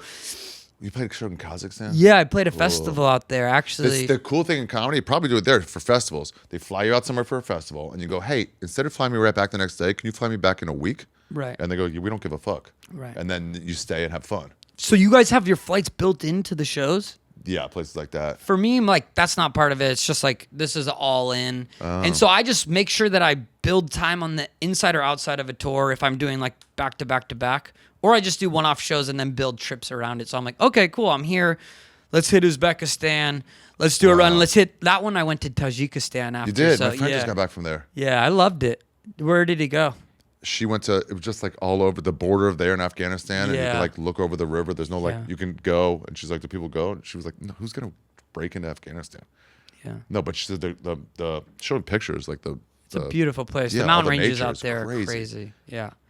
It's basically, the exact ones you see in Afghanistan, the other side of it, but it's exactly like so fucking beautiful to see that scale. And it looks like what you've seen in National Geographic or something like that. I want to shout out, Hong Kong is one of the dopest cities in the world. Have you been? Yeah, and yeah. Fucking crazy. They are wild there. It's such a futuristic, almost dystopian version because it's like built in the 80s, but the Blade Runner vibes are so strong. The buildings, the architecture. It is also such a futuristic, advanced LED screens. Like, have you ever ridden across that boat on the river to the other side where it's like 360? You just see like the way that we took a junk boat. The comics had a junk boat. Yeah. We were just there eating Thai food and jumping off. Thai food in Hong Kong, dude? I don't know. Where is your fucking major malfunction? I didn't do it. So I have a rule when I travel. Whenever I go a place, and this is just like the strict rule of it, is wherever I'm traveling, I only eat that type of food. And if someone is like, let's say a local takes me and is like, you have to try our hamburger, or, let's say like you're in Japan, you've been there for a month, and you're like, all right, I've eaten sushi every single meal or all these different types of Japanese cuisines. You could try out like the Japanese version of pizza because they make crazy pizza, or the Japanese burger, like the Wagyu burger. But like, My rule is like I would never order a hamburger anywhere in the world unless someone was like, you have to try this specific thing. So I have a strict rule. So you wouldn't catch me eating Thai food in Hong Kong. That's a no-no. But what did you do? Just starve? Because they ordered a bunch of Thai food for everybody. Figure it out. I'm on a boat. What the fuck are you going to do? Bro, the boat ride, how long is this boat ride? What, you're out at sea? 4 hours. You're a seaman now. You're living out at sea for... You bring the food with you. You got to bring stuff. You saw Napoleon, he puts the tots? The tots in the pocket. This is kind of a similar method I use where I'll bring snacks at all times. I got a thing. It's traditional food versus authentic food. Okay, so what does it mean? So traditional is like, this is what they ate here forever. Authentic is like, what are they eating now? Right. What are the people actually eating? But everyone's eating everywhere now, so that... But you're going to go to the fucking Pizza Hut? in Australia, they all eat fucking meat pies from 7-Eleven. So that's authentic. Yeah, that's what they're doing here. But that's a meat pie thing. That's as Australian as it gets, man. Fair. I mean, that's like all they have there. No, the kangaroo is one. good there. Have you had the kangaroo? Yeah. I mean, that's another one. It's just a steak, you know. Also, by the way, I do not endorse eating animals, especially exotics, but there is an overpopulation It's not exotic of kangaroos there. They're pests. They're definitely not exotic, but I'm saying there's an overpopulation that it's killing the actual environment, so they have to take out a certain number of them, so that's where the food the comes ones you from. eat aren't, they're just bred in farms, meat farms. Okay, we're cutting this out. Bro, I'm so misinformed. So I was in Austria, anyways. and my friend goes, hey, we're all going to this new burrito place. And we're like, wait, same thing, burrito. We should get Spätzle or something. And she goes, no, it's a cool new spot to eat at, and we're all going to go there. Yeah, Just if like a all our local's telling friends. you we got to go here, you go. Okay. But I'm saying, like, by theory, you're not going to catch me eating Thai food in Hong Kong. But I'm not being a hater or a purist, bro. I have diarrhea at least once a month, so I'm not saying that this is the way to do things. That's how you're so thin. And then sometimes I work with other people. I'll travel with friends, and they're like, I don't know if I love you or hate you, but this is just annoying. But I'm like, bro, you can eat your salmon bagel in Tajikistan, but I'm setting my hard no. I'm going to wait. Getting snake. We're going to have the cow tail with the bones in it, with the joints still connected in.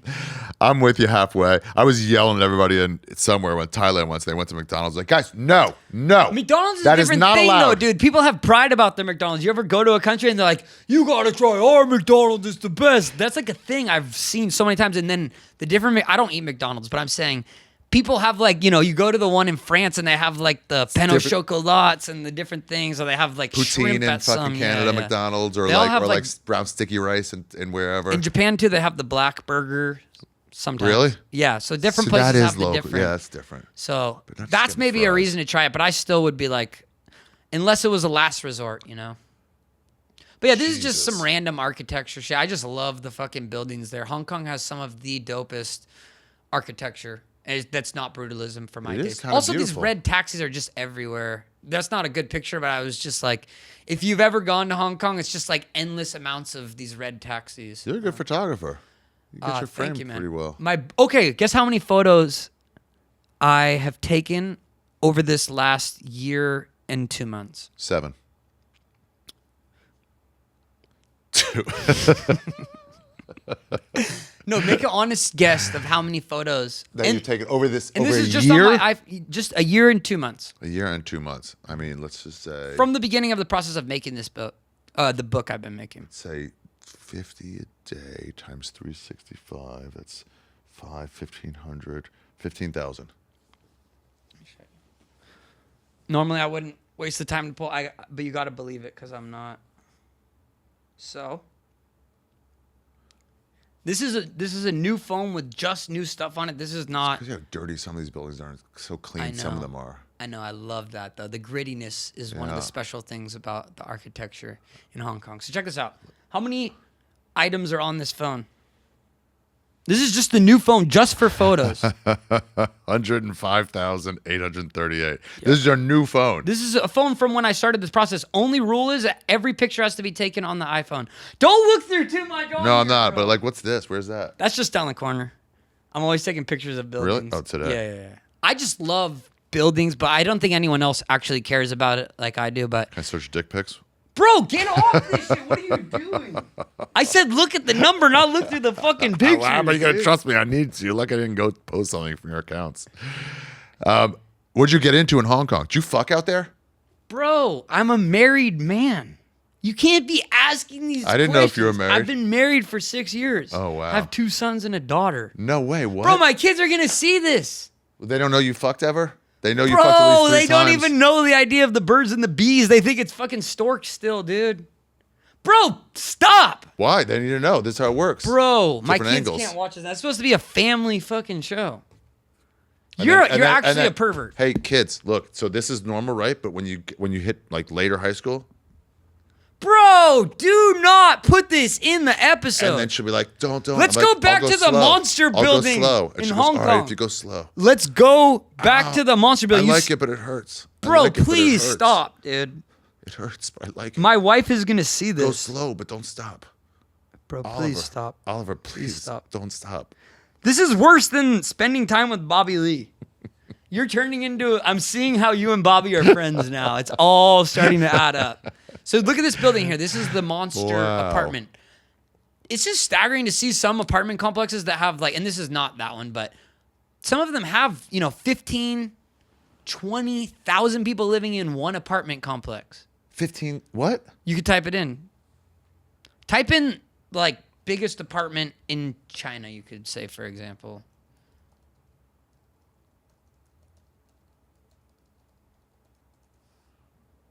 Might be 20,000. 20,000 over 20,000 people. 39-story S-shaped Maybe building. find a better picture of it, but this is what I'm saying. There's The I'd Regent have to International look Apartment Building. Wow, what? In Hangzhou, I've been there. I made out with a chick there. Okay, bro. Stop fucking flexing. Bro, wow, look at this. What? Come on. Come on. That This shit looks like is insane.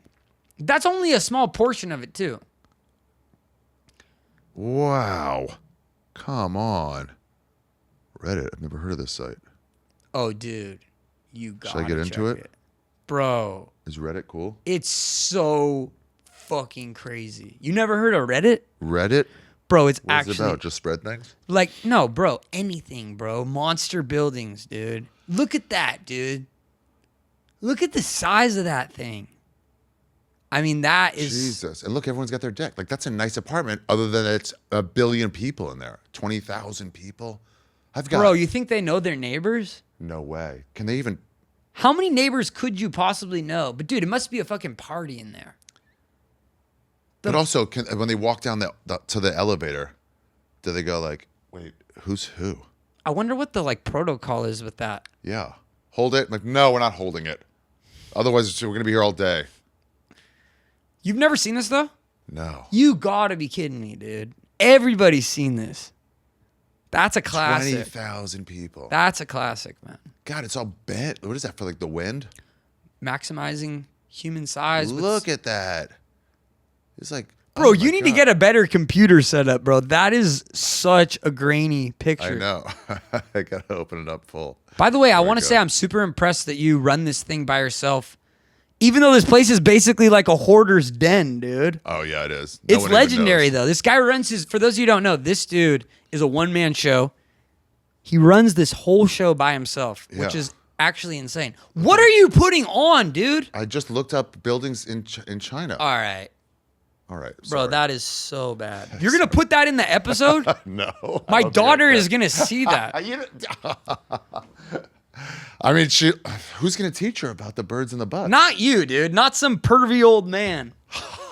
Dare you? Well, then who's going to teach her?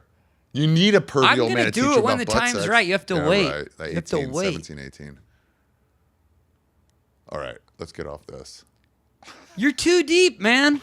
You've gone too deep. Other thing I want to say is Yeah. from Hong Kong, Yeah. there is a really amazing film director. Oh, yeah? Top 5 favorite film director. This guy. Wow. His name. Look at this. Yeah. It's crazy. That's one of my picks, by the way. Look at the quality. It's crazy. Yeah, the quality's better. So it's not my computer. Wow. And here's the cool thing. So in this window, Yeah. I mean, it's nuts. The what we can see now in pictures. That window, that's someone's life. Yeah, yeah. Someone lives in there and has a life. Each one of those Each windows window. is a story, bro. And then you get out like that, and there's 1 billion fucking stories. It's fucking crazy. Are you familiar with the director Stephen Chow? Face Off? He did Kung Fu Hustle, Shaolin Soccer. Have you seen any of these? They're so Kung fucking Fu Hustle, legendary. was funny. Funny movie. Yeah. It's like live action animation almost. Like it's exaggerated to like Is that when humans he's fighting being a cow against his No, like, nips? bro. Come on, bro. There was one where he's fighting a cow. It's not Bill Odenkirk. Kung Fu Hustle. I know which one is that. That's Enter the Fist. Yeah, something like that. Type in Kung Fu Hustle. Oh wait, it's Kung Fu Hustle. That's a cartoon. No, it's a live action. Oh, Kung Fu Panda is what I was thinking Bro, of. what? Jack Black, dude. You never seen this movie? No. This is legendary, bro. One of the most epic. Who's this chick? She's the she has landlord, butt sex. dude. She's Okay. a landlady.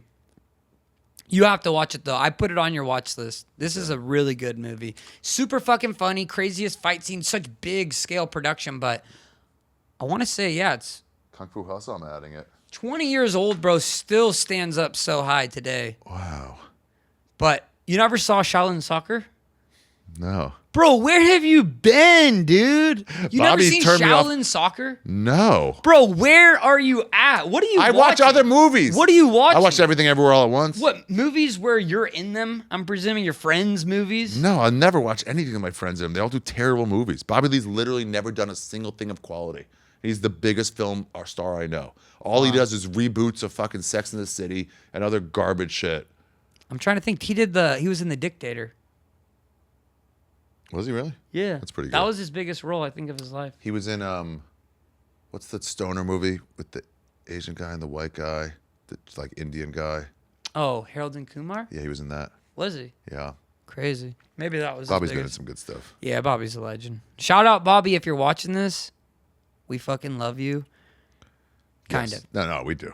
He's easy to make fun of because you do love him. Dude, no, it's just if he Shaolin wasn't... Soccer, that's Yeah. good. What is it? They just karate kick Bro, soccer balls? you never seen it? No. Bro, you gotta write it down. 2001? It's a legendary film. Okay. It's just crazy. I mean, start with Kung Fu Hustle, see if you like that. I will. But it's so It's fucking funny? funny. So funny, but like amazing, ridiculous sense of humor tied with like crazy And action. big budget like craziness? Big fucking budget, massive budget, dude. Big scale. I gotta mute But it's this, crazy, like the amount of like cinema, Whoa. That was cool. What? like just insane level shit.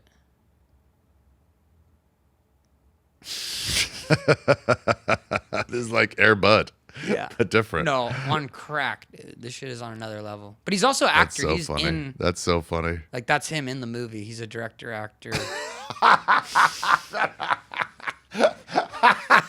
That got me. Type in. See, I knew you would love this shit, dude. Look at that one right got there. me. That guy is amazing. With the egg knocking it around and grabbing it and bursting it. But It's the so funny. imagination, like the creativity, Wow. and then like how well executed it is. And this is like, this movie might be like 30 years old now. 26? Is this 25? 2006? 2001. 2001. So 25 yeah, years 20, old. 25. But you know, then it's made years before that. You know, how long does it take Oh, to right, get a good movie point. made, especially with this much VFX? Wow. Go type in Kung Fu Hustle because I think you would actually, I think you would enjoy it. That's like one of my top 5 favorite movies ever. That's what, and then there's all kinds of crazy. I don't know if this will. Let me see. No. It's not showing the sense of. Was Kung that Fu even the trailer? I don't even know what that was. Sony Pictures Classic, the old A24. Yeah, I don't know if It's this a will- musical? No, there's a little. the same There's shit. only at the beginning. There's like a little music component, but that's not showing it. But that should. Oh, it's probably the one underneath, right? It's one that says trailer. Yeah, but I just saw that one. It's the same one. Yeah, I'm gonna. All right, whatever. You have to watch. You have to take my word for it. But it's fucking hilarious. Okay, Stephen Chow. What movies do you watch? I mean, this. This is my main Wow, cool. And that's the bitch landlord. shit. She's a legend, dude. Did you watch any movies in China? Just what are the this theaters shit. like? No, you but go- I didn't watch any movies. I don't really watch movies anymore. Honestly, I've kind of fallen off. I mean, Yeah, what do you mean? Where have I been? Your last movie you watched was in 2001. What the fuck are you talking about? You were what, 6 in dude? the last movie, Oh, look at this sucker. right here. They got all the. Look at this little kid right here. Watch this. They just got some crazy shit that goes on. But yeah, anyways, you don't have to watch any more of it, but you get that sense of, oh, this right here, bro. Actually watch that. Did they cut it out? Was that? You ever see Crouching Tiger, Hidden Dragon? Bro, I saw that with Bobby Lee in a theater. Really? That's a great movie. Yeah, Anyways, that's a great one. I don't want to But give away serious. too much, but you Okay, get the okay. idea. This Yeah, one's I'm watching it's it. very much a comedy. I'm watching it. But I think it's hard to show all of it. They don't want to give it away. You know how these trailers are. Yeah. Oh yeah. Well, it's better when they do give it away. It sucks when they give it away. Right. Okay, so one restaurant I went to, I gotta find the name of this. Should I look it up or no? In Hong Kong, you can. In Hong Kong, Bro, I went to this Michelin star. don't even say the name. I don't like saying names of Okay. places. I don't want to ruin it. I won't say the name, Okay. but I think it was at least a 2-star Michelin spot. It's called Bobby Lee's. Bro, you can't be tying that into this episode. We're gonna have to cut out all the Bobby Lee stuff. Why? Because no one will watch if we mention his dumb fucking ugly Obviously, name. if we put him in it, they're gonna click out. Yeah. And you better not clickbait any of it either. He's overset. So let me just say this: this restaurant was so phenomenal, man. It was literally show like a different version of the food. Obviously, I showed some of the more hardcore stuff, but this was like such a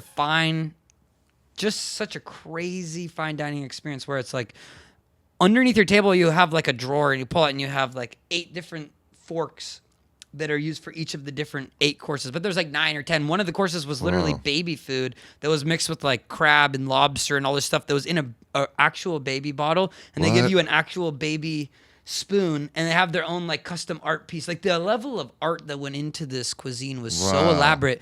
Like Bruce Lee is from Hong Kong, and they're like, he's the legend, of course, Bruce Lee, and he has this yellow and black suit, which you probably have seen from Kill Bill, for those of you at home who don't know it.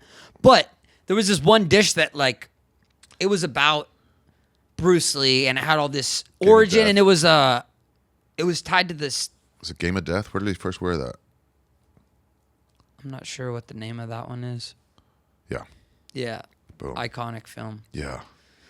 That's where he kicked fucking Kareem Abdul-Jabbar in the chest. You eat this fucking dish, and then like it has this.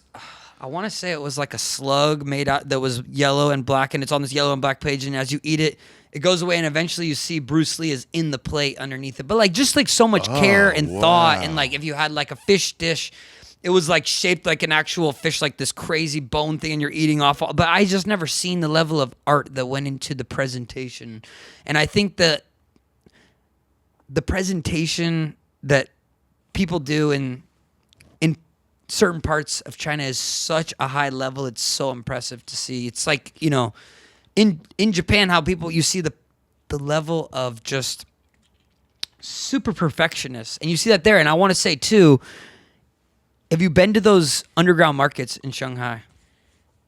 No.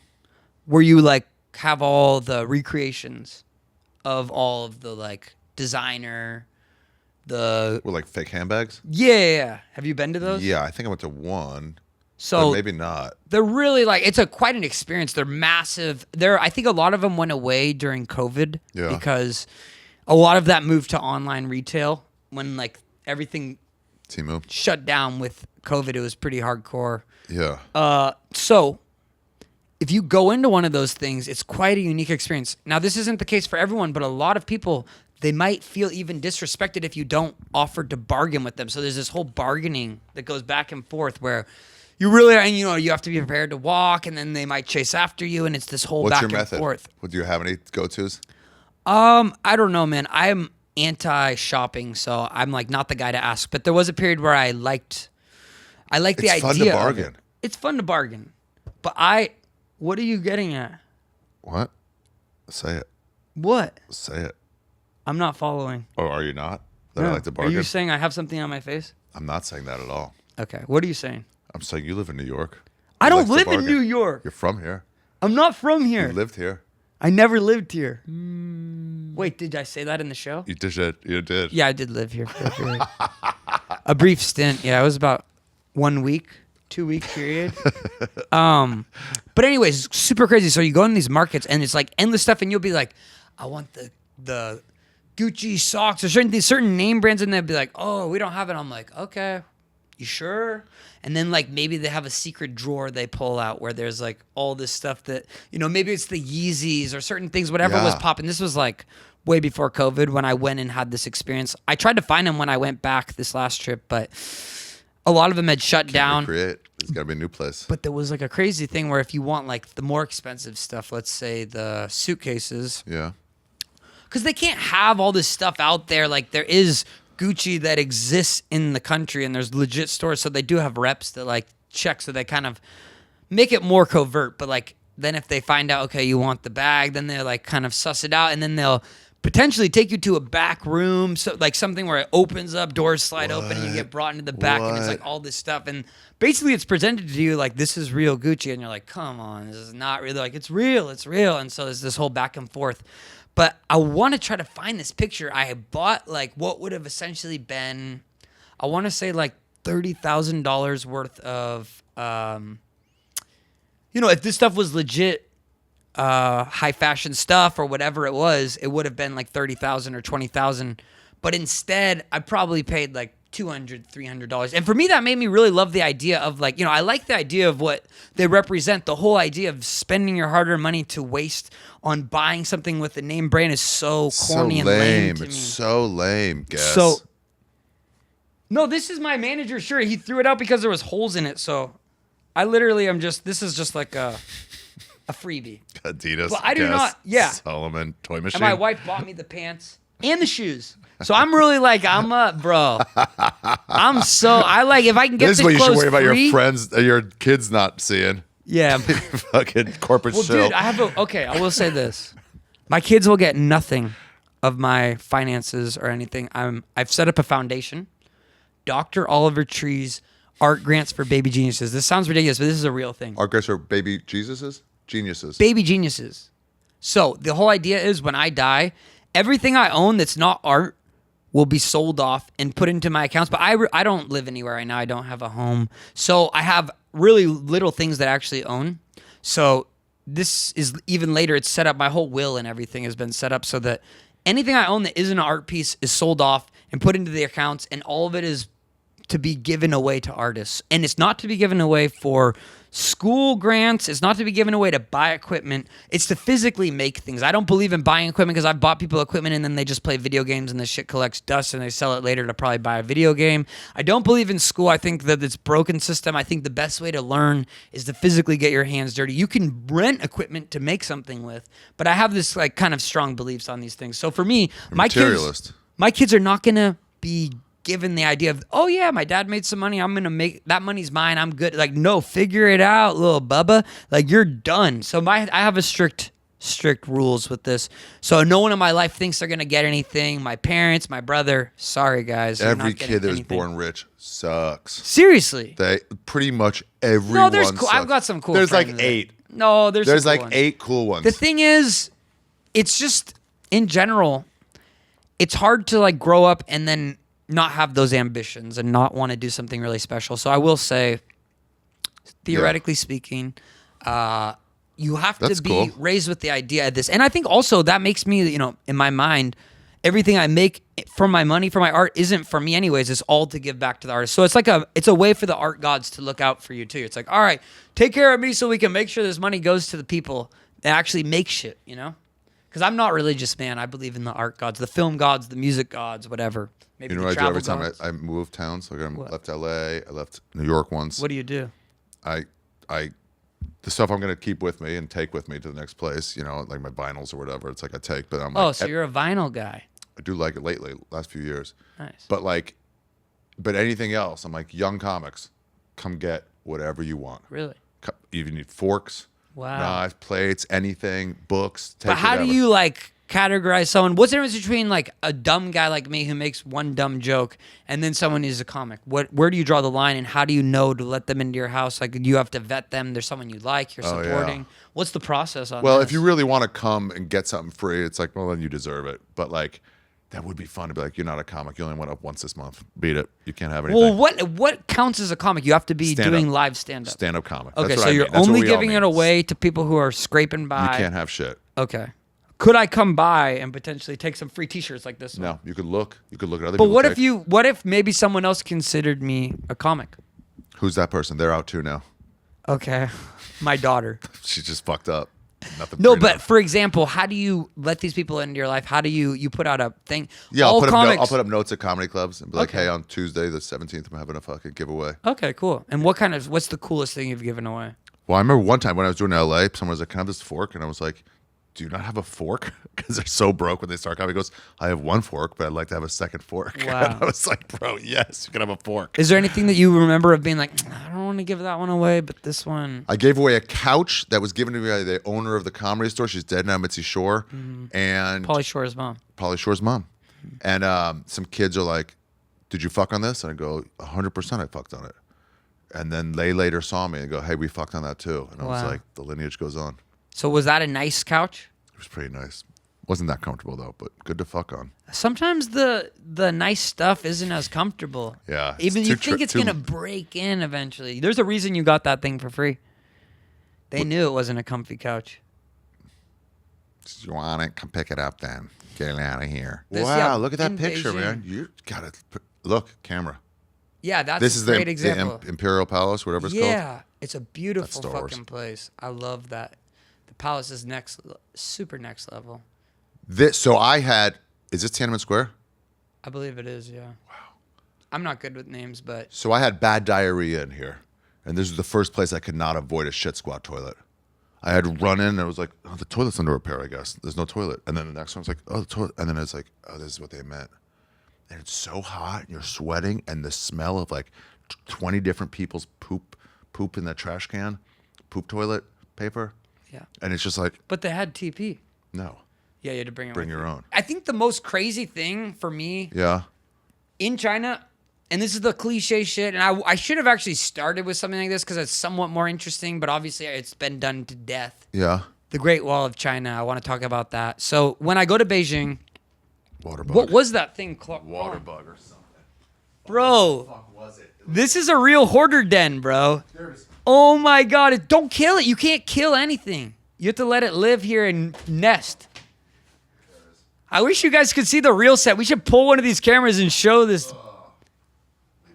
Bro, he doesn't even wipe it up. This Leave it guy there, is on dude. a whole other level, man. Leave it there. So I imagine this is similar to what your house looks like. I saw that other room over there. Yeah. It looked like a hoarder had been living there for. So is this how your life is everywhere or just here? Yeah, I'm a mess. I keep it all barely together. I need anxiety at all times. This It's is the only why way I it's can better to create. not live anywhere for guys that are messy like us. 'cause That's right. I'm very messy. One bag. But you just live there for a week and then it's like, okay, the whirlwind The can fuck be contained. was that thing? Bro, that was probably one of the gnarliest bugs I've ever seen. I've seen some gnarly stuff. What the? in I've my never day. seen anything like that. It looked You'd like eat that if they served it. I would. I was just thinking that. It looked good. Bro, it looked juicy. That's the thing. There's a difference between a normal bug and then something that's going to have a little bite to it, a little kick. Put a little pepper on that. Put a little pepper. Yeah. Gotta fix your ride up. What do you think that was, though, for real? That was actually a gnarly I don't bug. know. It was like a centipede. It was so fast. Just imagine what else is in here, dude. What's lurking around here?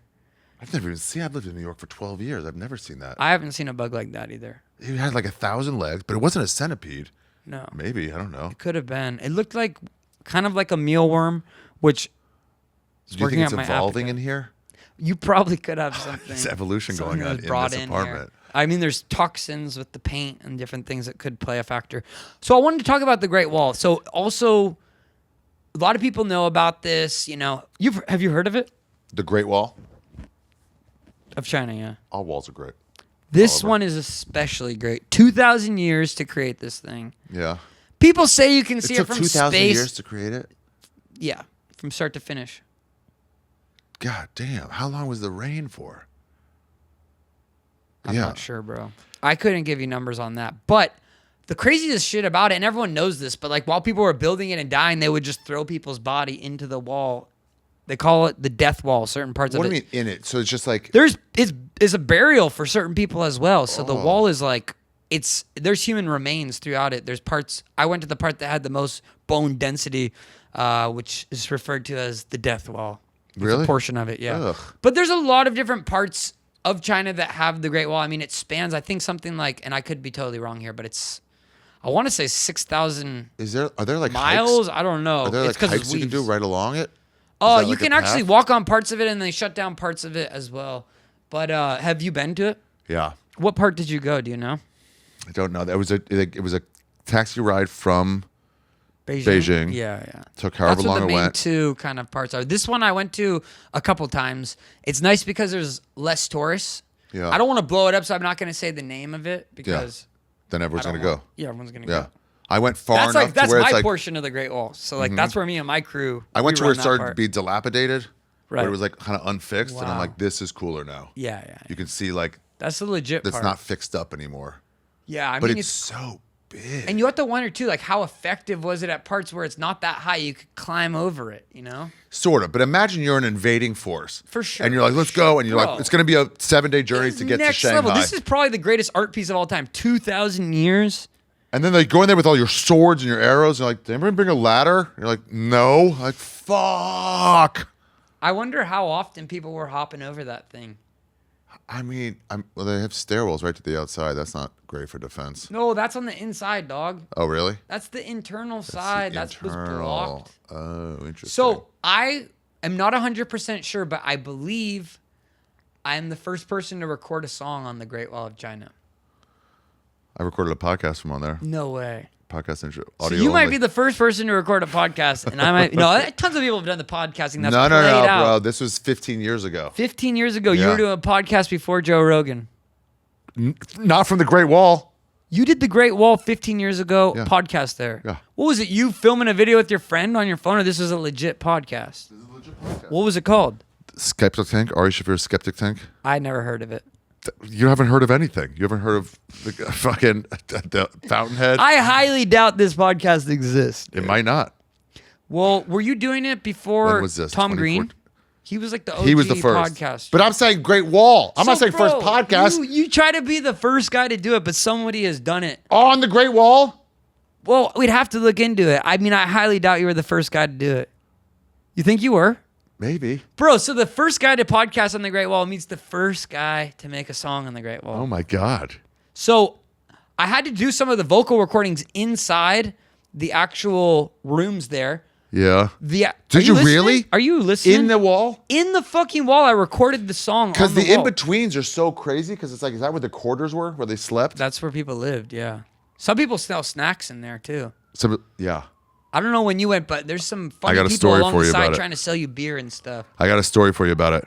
So they were telling me, all the boots on the ground people, like, hey, don't pay more than this for water. They see you were like a white guy, they're going to charge you more. Say, no, this is the right price. And I did it up there, and he was like, let's say it was like, $2, $2 whatever. And the guy was like $7. And I was like, no, it's $2. I know the thing. He goes, that's if you don't lug it all the way to the Great fucking Wall of China. That's and I was funny. like, fair, $7. Yeah. That's when you really need it. They got you, bro, up at the top there. Mm-hmm. So, what are you going to show me? Me recording a fucking podcast from on top of the Great Wall of Bro, China. I don't believe it for a I'm second. on there, but that's just me on there.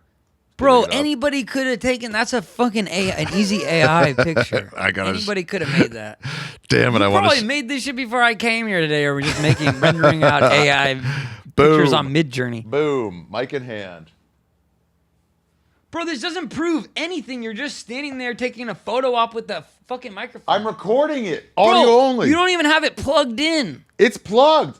No, that one's not plugged in. Bro, you're so fucking fake. This is so forced, dude. It's up. It's up online. Where is it? You're looking for 10 minutes on your phone and the thing exists on YouTube? Not on YouTube. It's pre-YouTube. Oh my. Yeah, before YouTube. Bro, Yeah, it was YouTube's audio 20 only. years It old. was audio only. Bro, you're going to tell me you recorded the first podcast on the Great Wall, but it's audio only. Yeah, it was before we were doing video. Bro. Did you make a music that video? Doesn't Did you make a count. music video on yours? Low key, yeah. I filmed it for a documentary. It exists. Bro, this setup was so elaborate. I had a bulletproof vest that I put a mixing deck on. And then I had a piano strapped on one arm and a drum pad on the other. And then I have a headgear. I have headphones with a microphone on the thing. So my version Was anyone coming by? for sure. I met a bunch of fans too. I got no fans in China, but I got a lot of tourist fans on the Great Wall of China. And I big on played the Section album 17G. for some people on the Great Wall. What? as well. Did you put it out yet? No. Well, it should be out by now, yeah. Okay. But it's not out yet. Oh, I can't wait. Yeah. But pretty legendary. I made this So song. you're like playing the piano like this, and then I made the demo version, and then I developed it further what'd you on. shoot it on? iPhones? Bro, what are you talking about? Legit production. I don't know what the name of the camera is. Some Sony. But it's I could show you a picture. Yeah. But my rig was pretty impressive, but it actually is pretty dangerous because I was recording at all these wonders of the world. And a lot of places, bro, it just draws too much attention because you have to put it on this vest. It's legit a bulletproof vest to strap on because you have an iPad in the back portion of it with like Ableton Live on it, the latest Ableton 12. I had the full setup, all the wires and everything, and it's wiring down. It was a nightmare, bro. And anytime I started getting PTSD because I'm like, bro, I'm gonna get arrested. But like, I wasn't trying to do anything bad. Yeah, if you have a bulletproof vest, they're like, why do you have this? Like for music. Like, the thing is that it was all with the best intention. Like I'm just trying to be able to create an art piece and be able to show the beauty of the world and pull the inspiration into it. So super positive intention. A music video from in the Great Wall of China. I mean, it wasn't a music video. I was recording the song, a documentary. Wow. So I did Great Wall of China. I did the Pyramids of Egypt, which is total nightmare. That place is crazy. All the people, like, you have to be paying off people left and right. Then left and right. I did it at Machu Picchu. Nope. Sorry. Where's the other one? I was on acid at the pyramids. Really? Yeah, and it was I guess the awesome. pyramids are the old. That's an pyramids. old wonder of the world. That's some old. It's the only really proper standing old wonder of the world. But I'm trying to think. Oh, I did it at Christ the Redeemer in Brazil as well. Yeah. But anyways, I've been trying to find like unique places that. That'd be a cool seven song album. Yeah. Wait, how many wonders of the world are there? 8? Well, if you count the old wonders and the new wonders, there's 14. 14. I think there's 7 of each. But then there's like all these ones that are gray area wonders, you know, where they're like, okay, that's kind of a wonder world. Is that you in China? Yeah. Bro, you looked so ugly back then, bro. Was that actually you? Yeah. Is that you in Cuba? Yeah, that's my buddy. Bro, you were even uglier That's then. my fat buddy, okay. Bobby Kelly. And what's the spot on the left? Grand Could be Canyon. Grand Canyon, yeah. That's so lame, bro. I'm joking. But anyways, this whole thing of making... Is Grand Canyon a wonder of the world? Hell no, bro. Hell no, or U.S. just no? has got nothing on there. Damn. But dude, there's a lot of ones that are like, oh yeah, Not you even could say McDonald's? like... McDonald's. It's a wonder. I guess it's a chain wonder. It's a franchise wonder for sure. Franchise, yeah, different. But I want to say though, like the whole thing of recording in these different places, that putting on this bulletproof vest, there was times where it was a little sketchy. And in Shanghai, I was playing the album for my brother and his wife, and we had the headphones on and the gear, and then the police came, and then they basically, because it's so much gear, I think that what we were under the impression of is maybe they thought I was attempting to do espionage or something, because it was on the Bund, and it was like, and believe there's government buildings around, but they're super nice and they're cool about it. They just took pictures and like passports and different stuff that they wanted to document in case anything happened. But it was just like me playing them some music to show them the album. But, you know, definitely I started getting, because this happened in a lot of countries, and I started getting PTSD from it, where I like... From police coming up to you? Yeah, there was times like where like unmarked police cars, not in China, but in other places, where they came up and take your pictures and snap your IDs and different things. And then there was just a few things, you know, sometimes you had to pay off the police. Some countries, that's just part of it, because the police don't make enough money, that you actually just, part of the culture is to pay the police a tip, basically. But yeah, it was, you know, a lot of times it's paying off park rangers or people that are working there. So it was a very stressful thing, and I'm actually very happy it's over, because it was very kind of scary for me. I'm glad. I don't want to do that again. I want to. Are you going to put out like an album of just... Well, that's just what the whole album was. It's not about the wonders of the world. It's just recording it at unique places around the world. Like I recorded it in, you know, on the ice in Antarctica and with the tribe and all these different things. So just getting a sense of bringing in culture. Dude, the concert I put on for the tribe was insane, bro. It was probably the most punk rock concert I ever did. What was it? For the Maasai. Whoa. Me playing a show for the Maasai, dude. They don't have electricity. They live in poo huts, and they literally, we rented a generator from someone in the town and brought a sound system from these. You had a sound system. We rented one, from someone in the town, some Swahili guys, and then we brought it in, and no one in the tribe had heard beats like this, and they didn't know how to dance to it. It was like a very unique experience, but there was like a kind of at one point it turned into a mosh pit, and it was like on its own. Me with just the Swahili guys, not the tribe, really. The tribe was like, didn't even know how to react to the music because they had never experienced anything like it. But that was my most unique concert I ever put on. And I put on some pretty strange ones, but that one And so how did they dance? I mean, it's like new They sounds were to just, them. they didn't know how to dance to it. I mean, they had not really heard like trap beats or, they're familiar with like 4 on the floor stuff, but drum and bass, things like They are this. familiar? Yeah, they have like, a lot of like that dance music. Out there, dance music is popular, but You ever it's see a lot there's of a video of in Germany, in Berlin, probably them listening to Kraftwerk for the first time, the first electronica. I just saw that video the other and they're day. just like It's insane. on the floor, Yeah. and they're like, and you're like, that's not how you dance to electronic amazing. music, but they don't Was know it how to do Kraftwerk it. like playing live For the first time and they're in just there? like, oh, cool, man. And amazing. you're like, it's not beatnik stuff, it's beat stuff. But that was right in the transitional. Yeah. That's crazy. But yeah, Wow, playing for them. and they're also just one like, of the what is mamas this? too, one of the older elders, Yeah. elder mamas, she put one of my trap rap songs as her cell phone ringtone. So I was honored to be part of the legacy. But that was like crazy. It's like alien music to them, Yeah. So that's like crazy to imagine like certain styles of music haven't like reached parts Did you of the have world. band members with you? I just played the one-man band solo. Okay. Solo dolo, dude. Wow. I mean, that was all I could really bring out there. It was pretty rough. I played Antarctica like 7-8 times, but it's just DJ sets because it's too expensive to bring a Who's band. there? Not a lot of people. Were you playing in South America? The end of the year? You're going somewhere, right? I don't know. I'm not sure. I'm going to do all 7 continents for this next tour, but not all of it's worked out yet. Okay. Where were you saying? I don't know if it lines up. I'm gonna come see you fucking somewhere like here. I don't know. In Antarctica? You're going to the Antarctica show? You're doing a show in Antarctica? I'm going to do a 3rd year in a row. I did Antarctica the last 2 years, concerts. I play 3 each time. So 1 ambient set, 2 dance sets. But I'm going to do in like one December, more. January? Yeah, December, January. Where are you going to be in that period? Are you coming back by I'm then? trying to do solstice right around here. Okay, and when is solstice? Into December 21st. You might have to come and do a podcast while I'm performing. And you can talk over me just and we'll scream. Just like, so and then later, where'd you... That would be crazy while I'm DJing. That would be crazy.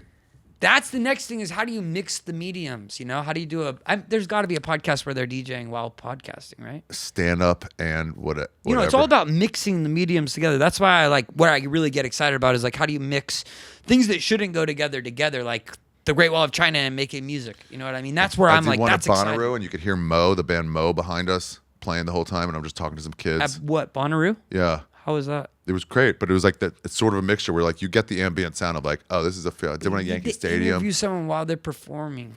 While they're performing. That's what I'm saying. Like, take it one step further. How would you do that without ruining their show? Well, that's the thing. You kind of do, but maybe it's a collab. Dude, David Cho once I did an interview with him, and he made me sing the responses to him, and he would ask me questions while singing. That might be the way to do it. Sing. Have them sing the answers back, and you sing the questions. Wow. Interesting. That would be super next level. People, we got to cut this out, dude. People are going to use this shit before we do. Yeah. That would be so crazy. It's probably been done. If you can imagine, I'll have to it's learn been some done. music. They got the music, so they already know how to riff in music. You just have to. I'll learn you some can song. sing shitty. You don't have to learn a song. You just improvise. And there's be music going on playing, so you sing along So if there's with an the beat. instrumental and the only singing is the people asking questions and responding through melody. But we have to cut all this out. This can't be used. Yeah. This is a big idea, dude. We're gonna be rich. We're actually gonna be rich. I can afford fucking bungless houses. That's what I'm saying. Oh, nice. But anyways, take it or leave it. I'll give you that one free. It starts free, and then if you want Did you more, ever know that? And then it's some question. right? I'm not gonna do it now. I already did that. Yeah, right. But you get the idea, and with the right funky bass line. I mean, there's that one comedian who has auto-tune, right? That guy. Who? You've seen him on the. Bro, are Reggie you Watts? not on the internet? I don't even use it, and I I'm not a comedian even. There's that guy who sings and does comedy while he's doing autotune. He like has the audience respond in Morgan autotune. J? I don't know. Ronnie J. Yeah, he's a Morgan J? Ronnie J? Ronnie J on the beat. Yeah, I think it's this guy. Yeah, with the mustache. You know him? I won't listen to anyone with a mustache. All right, yeah. It's Gotta fine. You don't draw a need to hard put it line. on. No, I'm not gonna. You can't be putting on other comedians, especially ones you don't know about, or you have secret beef and you couldn't acknowledge it. It's tooth and nail, claw, everything. Keep everybody down. Support no one. Yeah, Except fucking numero uno. And then Bobby Lee is number 2. Bobby Lee's number 2. I can't believe you fight with him. It's so great. We have to pull up a video of me fighting Bobby Lee, dude. You could splice this in. Bro, none of the videos have worked so far. Not on that. Go just type it in on YouTube or something. YouTube Shorts. Go down. There's one that's specifically good. Bobby Lee is a coward. There's one there's so many fights. that you? Oh my that's God. not a good example. That's not a good example? No, bro. I've whooped his ass so many fucking times. The thing is, bro, you have to be nice because he's brittle. He has very brittle bones. So He's you also have to dying. Type in You know about the cancer, right? No. Yeah. What happened? He got cancer. Oh my God. Yeah. He's got like long throat and like toe and dick cancer and something like that. I think he had Bro, too you're much anal. fucking with me right now. He had like a lot of anal and he wouldn't stop. And his doctor's like, you got to stop doing the anals or at least don't let him blow loads in your ass. And Bobby was like, Bro, "Dude, I my can't kids stop." are going to watch this fucking episode. You understand this? Oliver, someone's got to teach him about butt sex and blowing loads. Reverse cream pies. That's So you think they're going to go to school? Everyone's like, reverse cream pie. And they're going to go, what is that? And then what is that? Jimmy Trees is so uncultured, they don't even know what a Jimmy fucking... Tree, Yeah, I who's don't know your that? boy's name. What is the reverse cream pie? It's when you cream pie in a butt. It's Neapolitan. Do you know Neapolitan ice cream? No. It's like strawberry, vanilla, and chocolate. Right. Poop, semen, blood. And you sound to really be maybe the figurehead of this movement. You're like kind of the face of it. When they know about Bobby's cancer, it's going to get out more. Bro, we can't be talking about his cancer. Does he actually have it? I don't know if he's telling anybody yet. But yeah, it's pretty bad butt and rectum and dick cancer. You never know with Bobby, dude. He's the boy who cried wolf. He cries a lot. There's one video where I fight him in Koreatown. If you go to YouTube What? Shorts. Okay. YouTube, what is that? Like a website, YouTube? Yeah, YouTube. It's a kind of like a video archive type Oh, thing. interesting. Okay. So what? Bobby Lee fights. You just ran into him and started fighting? Yeah, like literally on the street. That's kind of where it all started. I don't know if it'll know it's Koreatown, but you could just type fight. Yeah. Look at that one right there. Yeah. It's the first one. Look at This one? Yeah. You just ran into him? Or Yeah, this is on the street. It was on site, dude. I had seen him on the. Are you smoking in there? It's so it was great. a It's a lollipop. oh, yeah. I stole his hat. Look at this lady, dude. I punked him so good, dude. Oh, my God. That's just on the street, just randomly seeing him. He was a wrestler when he was in high school. Not anymore, dude. Not anymore. Now he wrestles body image. Pretty Wow. good though, right? And Yeah, that's where he it stole started. his hat. But we had way worse fights. We did like many different. You just ran across him?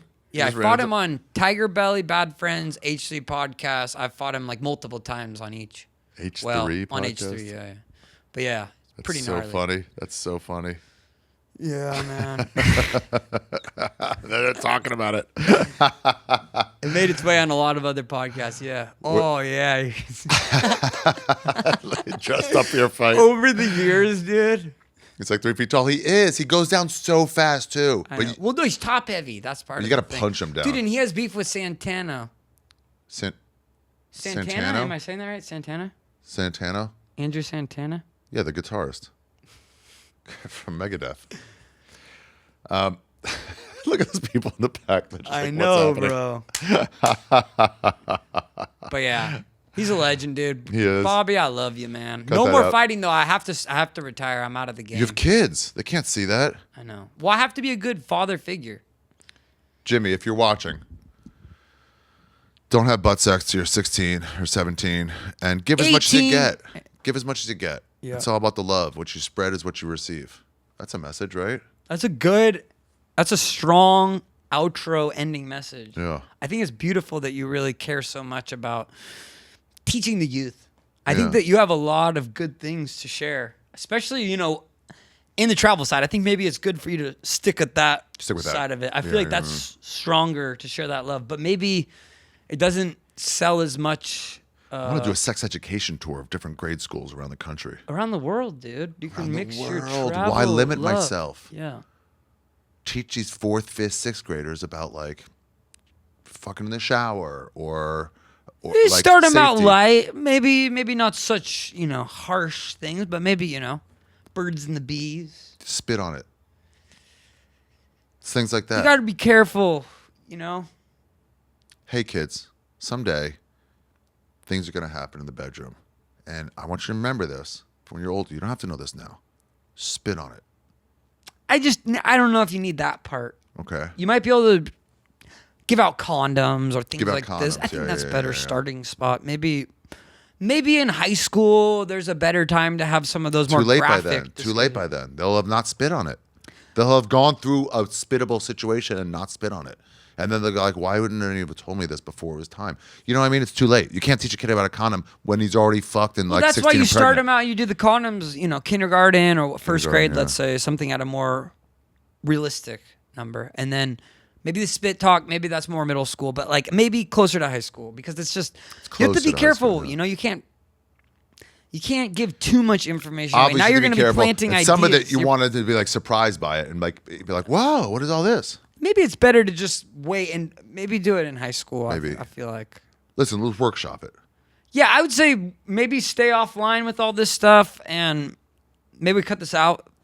Maybe you try to figure these things out. Maybe off camera would be a better time. Right. Kids in the neighborhood. And then see what gets me the pushback. I what would say doesn't. maybe just talk about it with like a lawyer or a manager potentially and see, because it might end up biting you. You're saying Jews. No, not at all. I'm saying maybe workshop it with police department, people that might be looking out for your long-term Best interest, yeah. Yeah. Maybe I would just have a legal person look into maybe the rules and regulations with that because you're tiptoeing a very fine line there. Yeah, and I bet every country's got different regulations For that. sure, and that's where it's Yeah, going to be that's what's gonna really be tricky. That's where it gets tricky. Especially, Yeah. I mean, I would say probably the only place you could speak to younger kids would probably be in the Nordic, somewhere with some of the. They're more advanced. Well, yeah, they're a come in little more more advanced. open-minded. Yeah. I would say other than that, you're probably not going to be able to get to maybe past college even, I would say a lot of these talks are probably more appropriate for college, out of college, fresh out of college. Like maybe a doctorate, talk to those people. That seems like a more appropriate age. To see like what's the right Yeah. time for this, yeah. Damn. But yeah, I feel like I hit most of what I wanted to. I think I'm that's trying great. to think. Let me see if I missed anything. Was there anything that shocked you about China that you were just totally not expecting? Let me see if I had anything in here. Sounds like a fucking rad trip. It was fucking epic, man. And I've done about three. I've only been 3 or 4 times, but each time I stay for a month because it's just so massive, and I don't like. It's like 20 countries size. It's So you never, 20 You countries. can't do like a week in China and say No. China. That's a one city. Yeah, but I will say the thing that shocks me the most. Yeah. We already kind of touched upon. It's just the idea of not being able to use cash and trying to integrate into their system is like a very complicated kind of thing. And the first time that was like, I was like, wow, I never really heard of a place that you can't use cash. Not that everywhere that's exclusively true, but like, for example, when I bought the pig nose and the intestines and the chicken feet on the street. You're just swiping? Yeah, it's a barcode. So Dude, like. my last trip to Australia was a year ago. It was the first time I've ever been to a country where I didn't touch cash. Because they're just like, it's just tap and go. I never use cash anymore, but It's crazy. It's different going when that you way. can't even use a credit card somewhere. Oh, right. That's the complicated thing of it. So you got to put money onto this WeChat or something and You then have to go? have cards connected through it, but Damn. yeah, that's like a pretty big shock. Is like, okay, cashless, I get it. Yeah. But cardless too. That's like a Cardless. whole other level. Yeah. All right, here's what I ask everybody before we go. 2 questions. What give me a country that's calling you've never been and a general or specific travel tip. Right. Like for my travel tip for China, it'd be like bring tissue pack papers.